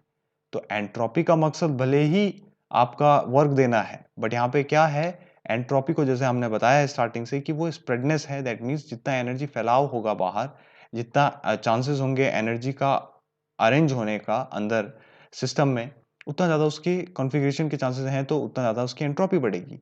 तो यहाँ पे क्या हो रहा है, हमारे पास अवेलेबिलिटी ऑफ एनर्जी को तो शो कर रहा है एंट्रोपी कि वर्क हमें जितना ज़्यादा एंट्रोपी होगी, उतना ज़्यादा हमें वर्क मिलने के चांसेस होंगे, क्योंकि जितना ज़्यादा मॉलिक्यूल्स में एक्साइटमेंट होगा, उसमें डिसऑर्डरनेस होगा, उतना ज़्यादा वो पिस्टन को इधर-उधर धकेल के कुछ ना कुछ वर्क हमें देंगे। बट अगर हमारे पास यहाँ पे अगर हम देखें तो हमें क्या हो रहा है, एफिशिएंसी तो कम मिलती है ना, तो एनर्जी जो हमें मिल रही है वो कम मिल रही है, उससे कहीं ज़्यादा वो डिग्रेड हो जा रही है, बाहर निकल जा रही है। तो इसीलिए increase in entropy of a system represents degradation of energy, not the availability of energy. Even though it is more, it is also a preferable one, but this D option is more preferable option over here. So B and D, C are also not an option. क्यों increase in temperature क्यों नहीं? Entropy increase होती है, जैसे कि मैंने बताया था कि entropy increase हो रही है, तो टेम्परेचर इंक्रीज नहीं होता है, टेम्परेचर कांस्टेंट भी रह सकता है। कौन से इसमें बताया था, जब फेज चेंज नहीं होता है, जब फेज चेंज होता है, जब फेज चेंज होगा तो टेम्परेचर कांस्टेंट रहेगा, भले ही उस सिस्टम की एंट्रोपी बढ़ेगी, क्योंकि उसमें आपने लेटेंट हीट दिया है। ठीक है, लेटेंट हीट के कारण उसमें एंट्रोपी बढ़ेगी। ठीक है ना, तो ये है, तो बेहतर होगा आप एंट्रोपी को स्प्रेडनेस की तरह समझें। Next question, question number 29। One reversible heat engine operates between 1600 kelvin and 22 T2 Kelvin, and another reversible heat engine operates between T2 and 400 Kelvin. Both the engines have the same heat input and output. इसका मतलब क्या है? Both the engine have same input and output. The temperature T2 is equals to. अब देखो यहाँ पे बोल रहे हैं कि दोनों इंजन्स के पास इनपुट और आउटपुट सेम है। Both the engines have same input और आउटपुट, और इनपुट और आउटपुट मतलब Q1 और Q2 दोनों सेम है। अगर ये दोनों सेम है, किसमें? दोनों इंजन्स में। दो इंजन है, इसने क्या बताया हमें, देखो डायग्राम अगर हम बताएं, डायग्राम कुछ इस तरीके से है। इसने कहा कि कोई एक इंजन है, ठीक है ना, उसका सोर्स और सिंक है, और पहले इंजन का जो सिंक है वो दूसरे इंजन के लिए क्या है? सोर्स है। तो यहाँ पे हम क्या दे रहे हैं, यहाँ पे हमारे पास टेम्परेचर T1 है, फिर टेम्परेचर T2 है, ठीक है ना, और ये टेम्परेचर T1 कितना है? 1600 है, और ये टेम्परेचर T3 कितना है? 400 है, 400 केल्विन है। तो हमको ये बताना है कि अगर दोनों में हीट इनपुट, यहाँ पे Q1 है, यहाँ पे Q2 है, यहाँ पे भी Q1 हो और यहाँ पे भी Q2 हो, तो दैट मीन्स दोनों की एफिशिएंसी सेम हो गई, क्योंकि एफिशिएंसी डिपेंड करती किस पे है? Q1 और Q2 पे, है ना? Q1 और Q2 पे ही एफिशिएंसी डिपेंड करती है। तो अगर Q1 Q2 सेम हो गई तो दोनों इंजन्स की एफिशिएंसी सेम है, N1 is equal to N2। तो आप लिख सकते हैं 1 minus T2 upon T1 is equal to 1 minus T3 upon T2। तो यहाँ से आप कैंसिल करें, 1 से 1 कैंसिल हो जाएगा, और T2 के वैल्यू आप लिखें तो T2 स्क्वायर बराबर T1 इंटू T3, और T2 will be equals to root of T1 and T3, और यहाँ से आप लिख सकते हैं T2 is equals to T1 1600 into आपका 400 बराबर 64, और 4 जीरो ये आ जाएंगे आपके पास, और इसके बाद आप इसको करें तो रूट आ जाएगा 8 8 64, 800 केल्विन आंसर। नेक्स्ट क्वेश्चन है हमारे पास, question number 30। The ratio of molar specific heats for mono atomic gas is 1 1.4, 1.67 and 1.87। तो इसका आंसर क्या रहेगा? सबसे पहले हम इस पे एक छोटा सा डेरिवेशन करते हैं जो हमें समझ में आएगा। क्या होता है इसमें, जब भी हम CV की वैल्यू निकालते हैं, CV क्या होता है? CV होता है इंटरनल एनर्जी का change with respect to temperature, ठीक है? तो इसको हम बोलते हैं du अपॉन dt, वो भी जब हमारा क्या है, कांस्टेंट वॉल्यूम है। क्लियर है? तो इसको हम CV को कुछ इस तरीके से लिख सकते हैं। दैट मीन्स आप इसको ऐसा भी लिख सकते हैं कि U अपॉन T, और वो भी क्या है, कांस्टेंट वॉल्यूम है। तो यहाँ पे अगर आप एक चीज देखें तो हमने वैल्यू निकाला था अभी तक आपका इंटरनल एनर्जी का, या फिर आप कहें काइनेटिक एनर्जी का, जो था E is equal to 3/2 kT। अब जो हमने वैल्यू निकाला था वो था मोनो एटॉमिक गैस के लिए, ठीक है? वहां पे जो ये नंबर 3 है, ये उस मोनो एटॉमिक गैस के degree of freedom, that means F को शो कर रहा था। तो इसी को ही हम क्या लिख सकते हैं, अगर ये मोनो एटॉमिक गैस का हमने निकाला था, अगर हम डाई एटॉमिक गैस का निकालते तो यहाँ पे 5/2 होता, ठीक है? तो यहाँ पे जो ये F है, ये डिग्री ऑफ फ्रीडम शो करेगा। दैट मीन्स कितने मोशन कोई भी गैस पार्टिकल या कोई भी आपका जो मॉलिक्यूल है वो कर सकता है, उसको ये F शो करेगा, ठीक है? तो यहाँ पे F/2 kT आप इसको लिख सकते हैं। तो यहाँ पे आप E is equal to E लिखें या U लिखें, इंटरनल एनर्जी जो है हमारी, वो हमारा काइनेटिक एनर्जी होती है। क्लियर है? जो भी हम वहाँ पे वर्क देते हैं किसी भी सिस्टम को, हमने वो सिस्टम एडियाबेटिक लिया था पिछले क्वेश्चंस में, तो हमने वो सिस्टम एडियाबेटिक लिया था क्योंकि हम नहीं चाहते कि कुछ हीट बाहर जाके रिजेक्ट हो। सारी की सारी जो भी हम वर्क दें वो सारा का सारा आपका काइनेटिक एनर्जी में या इंटरनल एनर्जी में उसको इंक्रीज करे। क्लियर? तो यहाँ पे भी क्या होगा, आपका U का वैल्यू क्या आ जाएगा, इसी को आप U is equal to F/2 upon F/2 kT लिख सकते हैं। तो यहाँ पे आप U का वैल्यू अगर आप रखें तो T से T कैंसिल हो जाएगा, और आपको CV का वैल्यू कितना मिलेगा? CV का वैल्यू मिलेगा आपको F/K/2। इसी F/K को आप FR भी लिख सकते हैं। क्लियर है? ये K R के इक्वल होता है, तो यहां से आप R का वैल्यू भी निकाल सकते हैं। अब एक चीज अगर आप देखें तो CP का वैल्यू, जैसे कि मैंने बताया, CV से बड़ा होता है, बिकॉज क्योंकि जब आप कांस्टेंट प्रेशर सिस्टम में हीट देते हैं तो वो उसका टेम्परेचर के साथ साथ वर्क डन भी करता है, तो टेम्परेचर ज़्यादा राइज नहीं हो पाता। जबकि CV में आप बात करें तो वहां पे कांस्टेंट वॉल्यूम होने के कारण 1 डिग्री सेंटीग्रेड जल्दी राइज हो जाता है, यानी कि कम हीट देने पे राइज हो जाता है। तो इसीलिए यहाँ पे जो हीट है वो ज़्यादा चाहिए रहती है, इसलिए CP is greater than CV, और इसीलिए आप लिखते हैं CP minus CV is equal to R। ये एक जनरल इक्वेशन है, मेयर्स इक्वेशन है। इसमें हमारे पास हम CP को CV के टर्म में लिख सकते हैं। CP upon CV is equal to gamma होता है, तो CP को हम लिख सकते हैं गामा CV। क्लियर? तो इसी का हम यहाँ पे यूज करते हैं। क्या करते हैं, इसको CV के टर्म में लिखते हैं gamma CV minus CV is equal to, इस R को भी हम CV के टर्म में लिख सकते हैं इस इक्वेशन नंबर फर्स्ट से। तो क्या लिखेंगे, R is equal to CV into 2 upon F। अब यहां से अगर आप CV कॉमन ले लें सब जगहों से और इसको कैंसिल आउट कर दें इधर उधर, तो क्या हो जाएगा, ये gamma minus 1 is equal to 2 upon F। यहां से आप गामा की वैल्यू निकालें तो ये आ जाएगा 2 अपॉन F माइनस 1, और ये हो जाएगा 2 माइनस, ठीक है, सॉरी प्लस, तो ये हो जाएगा 2 प्लस F अपॉन F। तो ये वैल्यू आता है गामा का, ये याद रखिएगा हमेशा, ये वैल्यू बहुत इंपॉर्टेंट रहता है। तो क्या होता है हमारे पास, ये F की वैल्यू जो है ये चेंज करती है। F की वैल्यू मोनो एटॉमिक गैस के लिए डिग्री ऑफ फ्रीडम हमारे पास, मोनो एटॉमिक गैस की अगर आप बात करें, दिट मीन्स जिसमें क्या होगा, हमारे पास एक ही एटम रहेगा, जैसे कि हीलियम हो गया या कोई सिंगल एटम वाली जो भी हमारे पास गैसेस होती हैं, उसमें डिग्री ऑफ फ्रीडम क्या होता है हमारे पास, डिग्री ऑफ फ्रीडम कम होता है, और वो डिग्री ऑफ फ्रीडम कितना होता है, वो होता है 3। क्लियर? 3। और अगर आप डाई एटॉमिक की बात करें, डाई एटॉमिक की बात करें, तो वो होता है हमारे पास F इज इक्वल टू 5। तो यहाँ पे पूछ रहा है मोनो एटॉमिक के लिए गामा का वैल्यू, तो गामा का वैल्यू आपको जस्ट पुट करना है F का वैल्यू इस इक्वेशन में जो हमने निकाला, ठीक है, इस इक्वेशन में रखें आप, तो 2 प्लस 3 अपॉन 3 आएगा, और ये हो जाएगा 5 अपॉन 3। और अगर आप इसको सॉल्व करें तो ये आएगा 1.6666 के करीब, जिसको आप 1.67 लिख सकते हैं, और सेकंड ऑप्शन आपका, ये थर्ड ऑप्शन आपका सही रहेगा।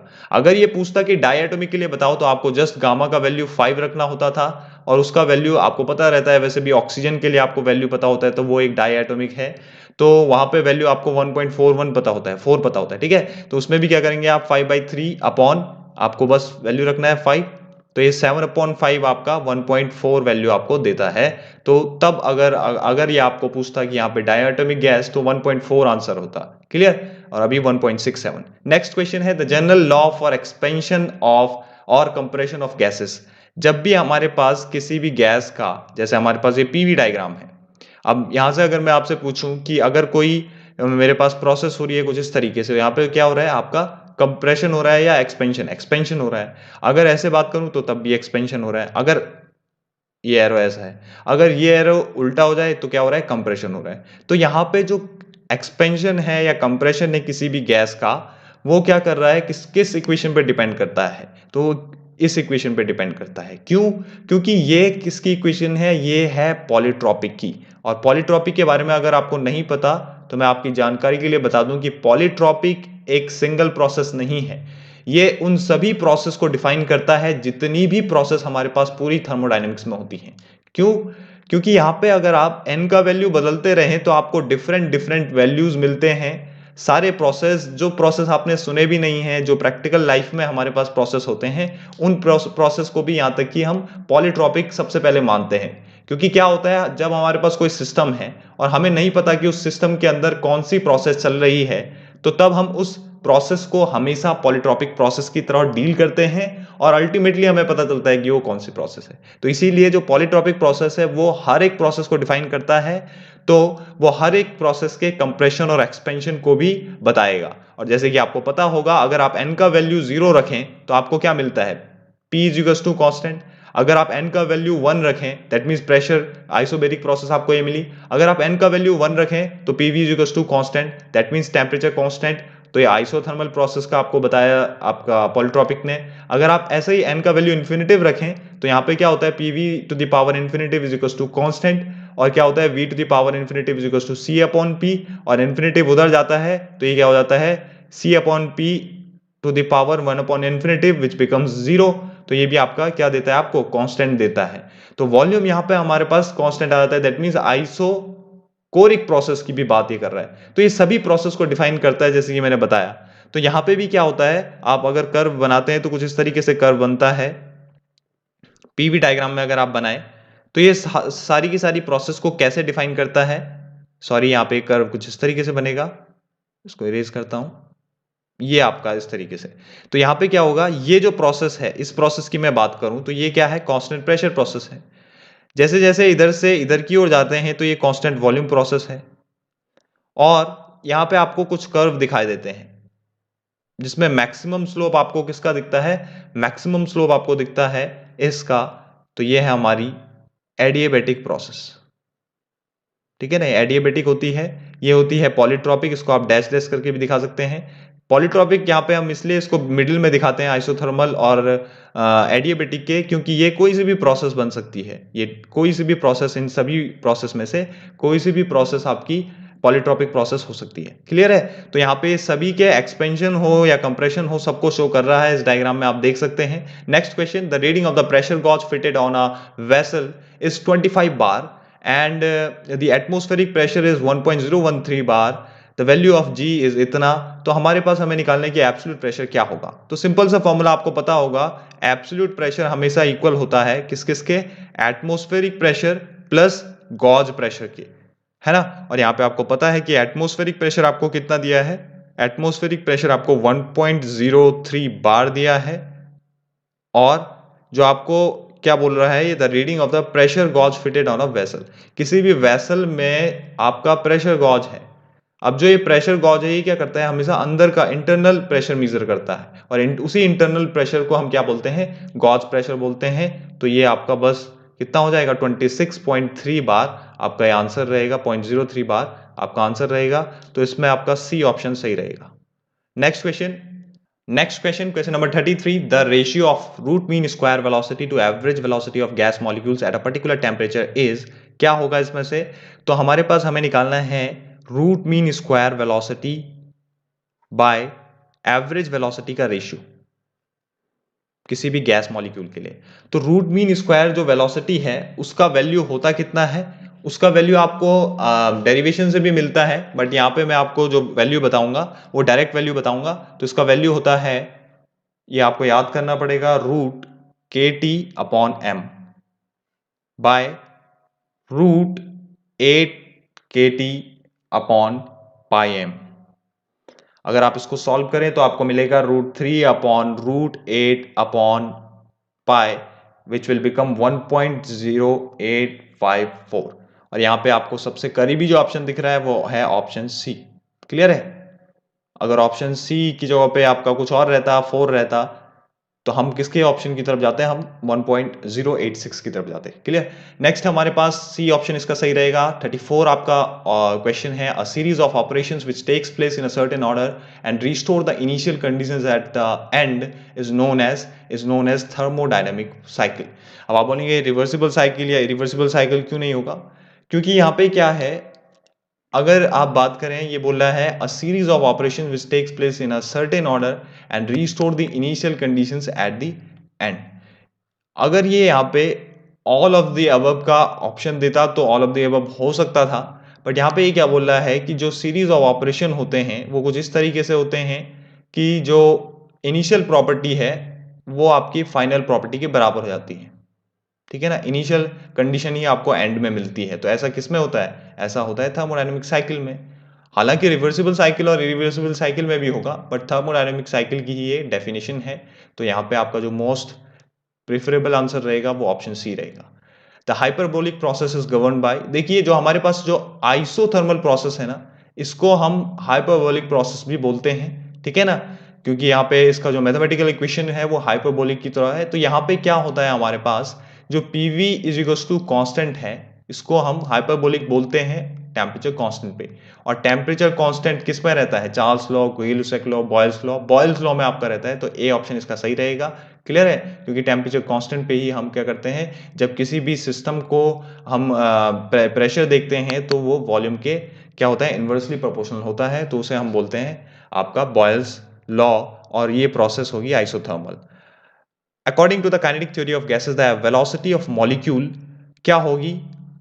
वेलोसिटी ऑफ मॉलिक्यूल क्या होगी अगर हमारा टेम्परेचर इंक्रीज करता है? तो वेलोसिटी भी क्या होती है? बढ़ती है। उसी वेलोसिटी बढ़ने के कारण मैंने कहा था मोमेंटम बढ़ता है, और मोमेंटम बढ़ने के कारण अगर एक बार मोमेंटम बढ़ जाए तो आपका जो फोर्स एक्सर्ट होगा किसी वॉल पे कंटेनर की, जिसके भी अंदर आपका गैस है, वो वहां पे आपका प्रेशर भी इंक्रीज करेगा।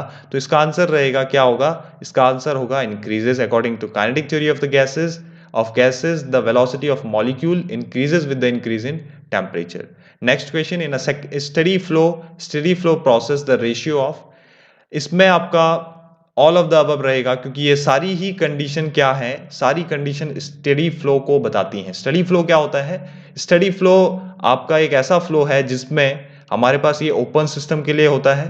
देखिए, ओपन सिस्टम में दो टाइप के फ्लो आते हैं, एक तो आता है स्टडी फ्लो, एक आता है अनस्टडी फ्लो। स्टडी फ्लो वो होता है जिसमें हीट ट्रांसफर कांस्टेंट रहेगा, वर्क ट्रांसफर कांस्टेंट रहेगा, मास फ्लो बोले या मास फ्लो रेट बोले वो भी सेम रहेगा। जैसे इस एंड पे 0.1 है, इस एंड पे 0.2 है, तो मास फ्लो रेट जो रहेगा वो दोनों पॉइंट पे जितना मास यहां से जाएगा पर सेकेंड में, उतना ही मास यहां से भी जाएगा पर सेकेंड में। That means mass flow rate आपका क्या रहेगा? सेम रहेगा। क्लियर?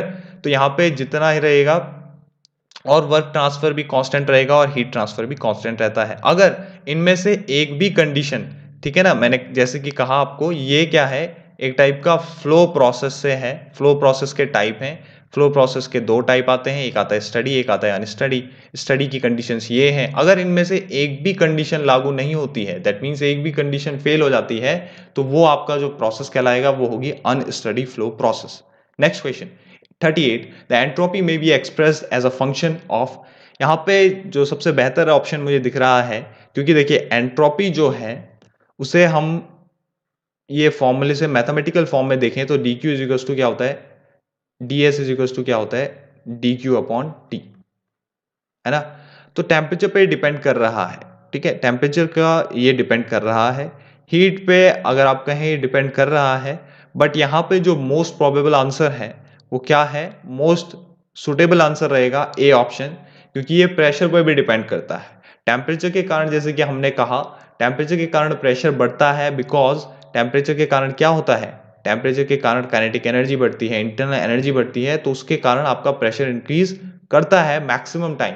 क्लियर? तो उसी के कारण ये बोल रहा है अगर जितना ज़्यादा प्रेशर होगा उतना ज़्यादा मॉलिक्यूल्स क्या करेंगे, जितना ज़्यादा अगर आप यहाँ पे ध्यान दें, जितना ज़्यादा टेम्परेचर बढ़ेगा उतना ज़्यादा वेलोसिटी बढ़ेगी, वेलोसिटी बढ़ेगा तो क्या होगा, मॉलिक्यूल्स का जो अरेंज होने का तरीका है वो बदलेगा। दैट मीन्स वो अपनी पोजीशन से बार बार हटते रहेंगे, वो डिफरेंट डिफरेंट तरीके से अरेंज होते रहेंगे। दैट मीन्स वहां पे क्या होगा, एनर्जी कन्फिग्रेशन चेंज होगा। एनर्जी कन्फिग्रेशन चेंज होने से क्या होगा, आपका एंट्रोपी इंक्रीज करेगी। ठीक है, तो एंट्रोपी के फंक्शन प्रेशर और टेम्परेचर भी है, तो यहाँ पे ए ऑप्शन ज्यादा सही रहेगा। नेक्स्ट ऑप्शन, नेक्स्ट क्वेश्चन है आपका, next question, question number 39, the gas constant R is equals to the difference of the specific heat. आपको पता है Cp minus Cv is just equals to R। ठीक है, ये R जो है ये Ru होता है। ठीक है ना, universal gas constant. Question number 40 पे आते हैं, the molecular mass express in gram of all gases at NTP occupies a volume of, कितना वॉल्यूम ये ऑक्यूपाई करता है। तो यहाँ पे अगर आप देखें तो मेन चीज क्या है, यहाँ पे हमें बताना है कि जो वॉल्यूम ऑक्यूपाई कितना करता है, तो वो होता है 22.4 लीटर। अगर आप एक चीज देखें तो सिंपल क्या होता है, वॉल्यूम जो होता है अगर सीजीएस में आपको पता होगा तो वो होता है 22.4 इंटू 10⁻³ सेंटीमीटर क्यूब, और इसी सेंटीमीटर क्यूब को आप एमएल लिख सकते हो। अगर आप इसको एमएल लिखो तो 22.4 इंटू 10⁻³ हो जाएगा, और अगर आप इसको लीटर में लिखोगे तो क्या हो जाएगा 22.4 लीटर। तो अगर आपको सीजीएस में वैल्यू बताए तो लीटर में आप निकाल सकते हैं। नेक्स्ट क्वेश्चन की बात करते हैं, question number 41, the polytropic index is given by. Polytropic index, polytropic process में जो होता है equation PV to the power n is equal to C होता है, ये एक्सप्रेशन होता है। आप इसको, आपको क्या करना है, आपको अगर 1 2 के लिए निकालें P1 V1 to the power n is equal to P2 V2 to the power n, आप इसको ऐसा भी लिख सकते हैं। यहाँ से आपको क्या करना है, आपको निकालना है वैल्यू V1 बाई V2 का, क्योंकि क्वेश्चन में V1 बाई V2 के अकॉर्डिंग है। अगर आप P1 बाई P2 निकालेंगे तो वो आपको उल्टा सा लगेगा, तो यहाँ पे वो भी सही रहेगा हालांकि। तो आपको क्या करना है, V1 by V2 to the power n is equal to आप लिख सकते हैं P2 अपॉन P1। क्लियर? अब आपको क्या करना है, लॉग लेना है दोनों side, taking log both side, तो आपको मिलेगा n लॉग, क्योंकि log m to the power n क्या होता है, n log m। ठीक है, तो यहाँ पे आप लिखोगे n log v1 by v2 is equals to p1 p2 by p1, और आपको क्या करना है, यहाँ पे n का वैल्यू निकालना है। तो जस्ट जो भी n का वैल्यू आएगा वो आपको दिख रहा होगा, यहाँ पे भी log होगा, सॉरी यहाँ पे भी log होगा, तो log p1 p2 by p1 upon log v1 by v2, ये आंसर रहेगा इसका। तो ये आपका बी ऑप्शन सही रहेगा इसका। नेक्स्ट क्वेश्चन 42 की तरफ जाते हैं, the most probable velocity of the gas molecule is given bye. तो इसमें दो चीजों में कंफ्यूजन हो सकता है, इस ऑप्शन में और इस ऑप्शन में। क्यों? क्योंकि यहाँ पे ये दोनों ऑप्शन आपको दिक्कत कर रहे होंगे, बिकॉज अगर आप वेलोसिटी देखें तो वेलोसिटी तीन टाइप की होती है, तीन तरीके से पूछ लिया जाता है। पहला तरीका ये है, ये एक्चुअल में हमें मिलता है मैक्सवेल बोल्ट्जमैन डिस्ट्रीब्यूशन से। जब वो डिस्ट्रीब्यूशन से आप डेरिवेशन को सॉल्व करते हैं तो आपको तीन वेलोसिटी मिलती है, और तीन वेलोसिटी क्या क्या होती है, एक होती है वीपी, ठीक है, एक होता है वी बार, दैट मीन्स ये क्या है, ये आपका एवरेज है। क्लियर? ये है आपका प्रोबेबल, और ये है वीके। ठीक है ना, तो ये तीन टाइप की मिलती है। वीके मतलब क्या है, ये आपका रूट मीन स्क्वायर वेलोसिटी है। क्लियर है, ये तीसरी वाली। तो अगर मैं इसको नॉर्मल टर्म में लिखूं तो आप क्या बोल सकते हैं, एक प्रोबेबल है, एक है एवरेज वेलोसिटी, और एक है आपका RMS velocity, root mean square velocity. इन तीनों को अगर आप देखें तो तीनों का वैल्यू डिफरेंट होता है, तीनों का ही वैल्यू रूट में होता है। ठीक है, और क्या कॉमन होता है तीनों में अगर हम बात करें तो आर टी बाई एम तीनों में कॉमन होता है, आर टी बाई एम तीनों में कॉमन होता है। डिफरेंट क्या होता है, डिफरेंट अगर आपको याद रखना है तो प्रोबेबल वाले में 2 आ जाता है, एवरेज में क्या होता है 8 बाई पाई आ जाता है, और जो आपका ये आरएमएस वैल्यू है ये आता है 3RT/m। तो ये तीनों ही वैल्यू आपको याद होनी चाहिए। यहाँ पे हमें ये पूछ रहा है प्रोबेबल, तो बी आंसर इसका सही रहेगा। Next question 43, the state of the substance whose evaporation from its liquid state is complete is known as. जिसका इवेपोरेशन आपका लिक्विड स्टेट से पूरा हो जाता है, तो लिक्विड स्टेट यहाँ पे होता है आपका लिक्विड, और लिक्विड ऑफ वेपर से। लिक्विड स्टेट में वो यहाँ पे भी आपका लिक्विड रहेगा, तो जैसे वो पूरा वेपर बन जाता है तो वो एक सुपर हीटेड स्टीम बन जाता है, इसीलिए वो एक परफेक्ट गैस होता है। क्लियर? तो ये परफेक्ट गैस की तरह बिहेव करता है। जब आपका पूरा लिक्विड जो है वो वेपर में बदल जाता है और यहाँ पे आ जाता है, तो वो आपका एक लिक्विड स्टेट की तरह एक परफेक्ट गैस की तरह बिहेव करता है। Next question 44, the more effective way of increasing efficiency of Carnot engine is, क्या है हमारे पास more effective way Carnot engine के लिए? तो हम यहाँ पे अगर फॉर्मूला लिखें तो T1 minus T2 by T1 होता है, सिंपल। अब आपको पता है ये T1 जो है ये हाई टेम्परेचर है। अगर मैं इस हाई टेम्परेचर को पहले ऑप्शन के मुताबिक इंक्रीज करता हूं तो क्या मेरी एफिशिएंसी इंक्रीज होगी? ये भी इंक्रीज हो रहा है, ये भी इंक्रीज हो रहा है। ऊपर वाला नॉमिनेटर तो इंक्रीज हुआ, उसके कारण एफिशिएंसी तो इंक्रीज होगी, बट नीचे वाला भी आपका इंक्रीज हुआ है और ये इन्वर्सली प्रोपोर्शनल है, तो एफिशिएंसी डिक्रीज करेगी। तो पहला ऑप्शन गलत है। Second option decrease higher temperature, अगर हम हायर टेम्परेचर को डिक्रीज करने लगे तो ऊपर का नॉमिनेटर भी कम हो जाएगा, ठीक है ना। भले ही डिनोमिनेटर कम होगा बट ऊपर का भी आपका वैल्यू कम हो जाएगा। तो क्या हमारे पास और कोई वे है? Increase lower temperature. क्या होगा अगर हम लोअर टेम्परेचर को इंक्रीज करें? अगर हम इस T2 को T1 minus T2 upon T1 है, अगर हम इस T2 को क्या करते हैं, इंक्रीज करते हैं, तो भी उल्टा हो जाएगा। क्या होगा? ये इंक्रीज होने लग गया तो ये पूरा डिक्रीज हो जाएगा आपका वैल्यू, ठीक है। तो इसलिए हमारे पास लास्ट जो ऑप्शन है डी वो सही रहेगा। क्यों? यहाँ पे अगर आप देखें तो जो मोस्ट इफेक्टिव वे रहता है वो रहता है कि हम इस T2 को डिक्रीज करें। अगर हम इस T2 को डिक्रीज करेंगे तो T1 तो आपका उतना ही है, बट यहाँ पे T1 का वैल्यू, जो ऊपर का वैल्यू है पूरा डिनोमिनेटर, वो इंक्रीज हो जाएगा। तो T2 को डिक्रीज करना ही आपका यहाँ पे बेस्ट ऑप्शन रहेगा, ठीक है। Next question 45, the root mean square velocity of the gas, ये वही वाला क्वेश्चन है। तो VRMS का वैल्यू क्या होता है? VRMS का वैल्यू जैसे मैंने आपको बताया था, ये होता है √3kT अपॉन m। क्लियर? तो यहाँ पे वैल्यू जो ये वाला आंसर रहेगा। इससे पहले हमने पूछा था आपको 2 वाला, जो कि आपका रहता है probable velocity. Next question, according to Avogadro law the density of any two gases is dash their molecule masses if the gases are at the same temperature and pressure. तो ये जस्ट आपको एवोगैड्रो लॉ की definition है, तो easy है ये। यहाँ पे होगा डायरेक्टली प्रोपोर्शनल। कई बार इक्वल टू कर दिया जाता है, वो गलत है आपका। डायरेक्टली प्रोपोर्शनल होता है। क्या बोलता है एवोगैड्रो लॉ? कि जो भी हमारे पास डेंसिटी है किन्हीं भी दो गैसेस की, वो प्रोपोर्शनल होती है उनके मॉलिक्यूलर मासेस के। कब? जब आपका टेम्परेचर और प्रेशर सेम रहे।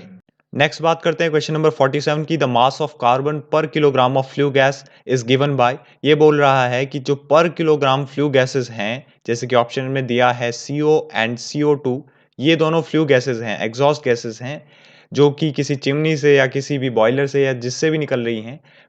ये आपकी क्या है? एग्जॉस्ट गैसेस हैं। अब ये जो एग्जॉस्ट गैसेस हैं उसमें कितना कार्बन है, ये निकालना है आपको। पर किलोग्राम फ्लू गैसेस में कितना कार्बन है, तो आपको ये कैसे निकालेंगे? इसके लिए आपको जस्ट दो इक्वेशन याद होनी चाहिए, जिसमें क्या होता है, कार्बन को अगर आप ऑक्सीजन के साथ रिएक्ट कराते हैं, उसको हीट कराते हैं ऑक्सीजन की प्रेजेंस में, तो वहाँ पे कार्बन डाइऑक्साइड बनता है। और इसमें हमारे पास एटॉमिक वेट अगर आप रखते रहें तो 12 होता है कार्बन का, 16 होता है ऑक्सीजन का, और ऐसे ही अगर आप यहाँ पे देखें तो 12 प्लस 16 इंटू 2। तो अगर आप इसका निकालते हैं कि 1 किलोग्राम कार्बन से कितना कार्बन डाइऑक्साइड प्रोड्यूस होता है, तो वो कितना होता है? वो जस्ट आपका निकलता है, आप इसको 12 से डिवाइड करें तो आपको निकलेगा ये 11/3। और ऐसे ही जब आप ऑक्सीजन की प्रेजेंस कम हो जाती है, कार्बन अधिक हो जाता है, तो ये बन जाता है आपका 2CO, that means carbon monoxide. तो यहाँ पे हमारे पास जो 1 किलोग्राम कार्बन है वो 7/3 कार्बन मोनोऑक्साइड देता है। अब हमें निकालना क्या है? हमें ये निकालना है कि कितना कार्बन हमें मिलेगा अगर हमारे पास ये जो फ्लू गैसेस हैं, ये दोनों की दोनों, ये अगर हमारे पास क्या हो जाए, 1 हो जाए, दैट मीन्स ये पर केजी के लिए अगर हम निकालें तो हमें क्या करना है, 1 CO2, 1 किलोग्राम CO2 कितना कार्बन हमें देगा, कितना मास देगा, तो वो आ जाएगा 3/11। और ऐसे ही अगर हम बात करें 1 आपका कार्बन मोनोऑक्साइड कितना कार्बन हमें देगा, वो आ जाएगा 3/7। तो दोनों को कंबाइन कर दें तो आपको जो रिजल्ट मिलेगा वो मिलेगा 3/11 दे रहा है CO2 प्लस 3/7 दे रहा है कार्बन मोनोऑक्साइड। तो यही इसका आंसर रहेगा, बट यहाँ पे कहीं मुझे ऑप्शन दिख नहीं रहा है, तो यहाँ पे हमारा ई ऑप्शन सही रहेगा, नन ऑफ द अबव। ठीक है ना, नन ऑफ द अबव आपका ई ऑप्शन सही रहेगा। नेक्स्ट क्वेश्चन है हमारे पास 48 question, In an ideal gas turbine plant, it is assumed that the compression and expansion process are isentropic. ठीक है, आइसेंट्रोपिक होगा इसका आंसर, आइसेंट्रोपिक। ठीक है ना, हम ये मानते हैं कि उसमें जो एंट्रोपी होती है वो क्या रहती है, कांस्टेंट रहती है। Clear. Next question, question number 49, according to Kelvin Planck's statement of second law of thermodynamics, what happens. ये बोलता है, Kelvin Planck law second law से बोलता है कि जब भी हम किसी भी सिस्टम को अगर हीट दे रहे हैं तो ऐसा नहीं होता है कि हम उसको कुछ एनर्जी दे रहे हैं तो वो हमें पूरा पूरा वर्क दे, क्योंकि हीट का वर्क में 100% कन्वर्जन पॉसिबल ही नहीं है, क्योंकि हीट क्या है, एक लो ग्रेड एनर्जी है। हालांकि वर्क को आप हीट में पूरा पूरा कन्वर्ट कर सकते हैं, क्योंकि वर्क एक हाई ग्रेड एनर्जी है। तो यहाँ पे किसी ना किसी सोर्स की जरूरत हमें जरूर होगी जो कुछ ना कुछ हीट रिजेक्ट जरूर करेगा, क्योंकि हीट का डायरेक्टली पूरा पूरा कन्वर्जन आपका पॉसिबल नहीं है। तो यहाँ पे हमारा क्या होगा, ये it is impossible to construct an engine working on a cyclic process whose sole purpose is to convert heat energy into work। तो ये आपका ए ऑप्शन रहेगा, ये आपका रहता है कैल्विन प्लांक का, कि ऐसा सिस्टम बनाना, ऐसा इंजन बनाना इम्पॉसिबल है जिसमें सिंक होगा ही नहीं, सिर्फ हीट पूरी पूरी वर्क में कन्वर्ट होगी, 100% एफिशिएंसी नहीं मिलती कभी भी। Next question, question number 50. The pressure exerted by an ideal gas is dash of the kinetic energy। मतलब कि ये बोल रहा है हमारा जो प्रेशर है वो काइनेटिक एनर्जी के टर्म्स में कैसा लिखा जाता है, U बोलें या E बोलें, उसके टर्म्स में कैसा लिखा जाता है। तो अभी तक हमने पढ़ा E इज इक्वल टू क्या होता है, 3/2 RT। ठीक है ना, RT है या KT है, K मतलब बोल्ट्जमान कांस्टेंट है, या फिर आप उसको RT लिखें, दोनों सेम है। तो RT को आपको पता है कि PV is equal to NRT आप लिखते हैं, और N की वैल्यू 1 है तो आप क्या बोल सकते हैं, PV is equal to RT। तो जस्ट आपने यहाँ से क्या किया, अगर आपने वो डेरिवेशन आपको आता है तो आपको ये भी आ जाएगा, याद रहेगा। तो यहाँ पे क्या हो जाएगा, RT की जगह पे आपने जस्ट PV रख दिया और P का वैल्यू निकाला, है ना, प्रेशर का वैल्यू निकालना है काइनेटिक एनर्जी के टर्म्स में। तो P is equal to just 2/3 EV। ठीक है, और यहाँ पे V जो है वो हम 1 मीटर क्यूब रखते हैं, तो इसीलिए 2/3 ऑफ काइनेटिक एनर्जी ये आता है, तो इसका आंसर होगा C। Thank you for watching this video. I think you have got an amazing and great discussion on these questions.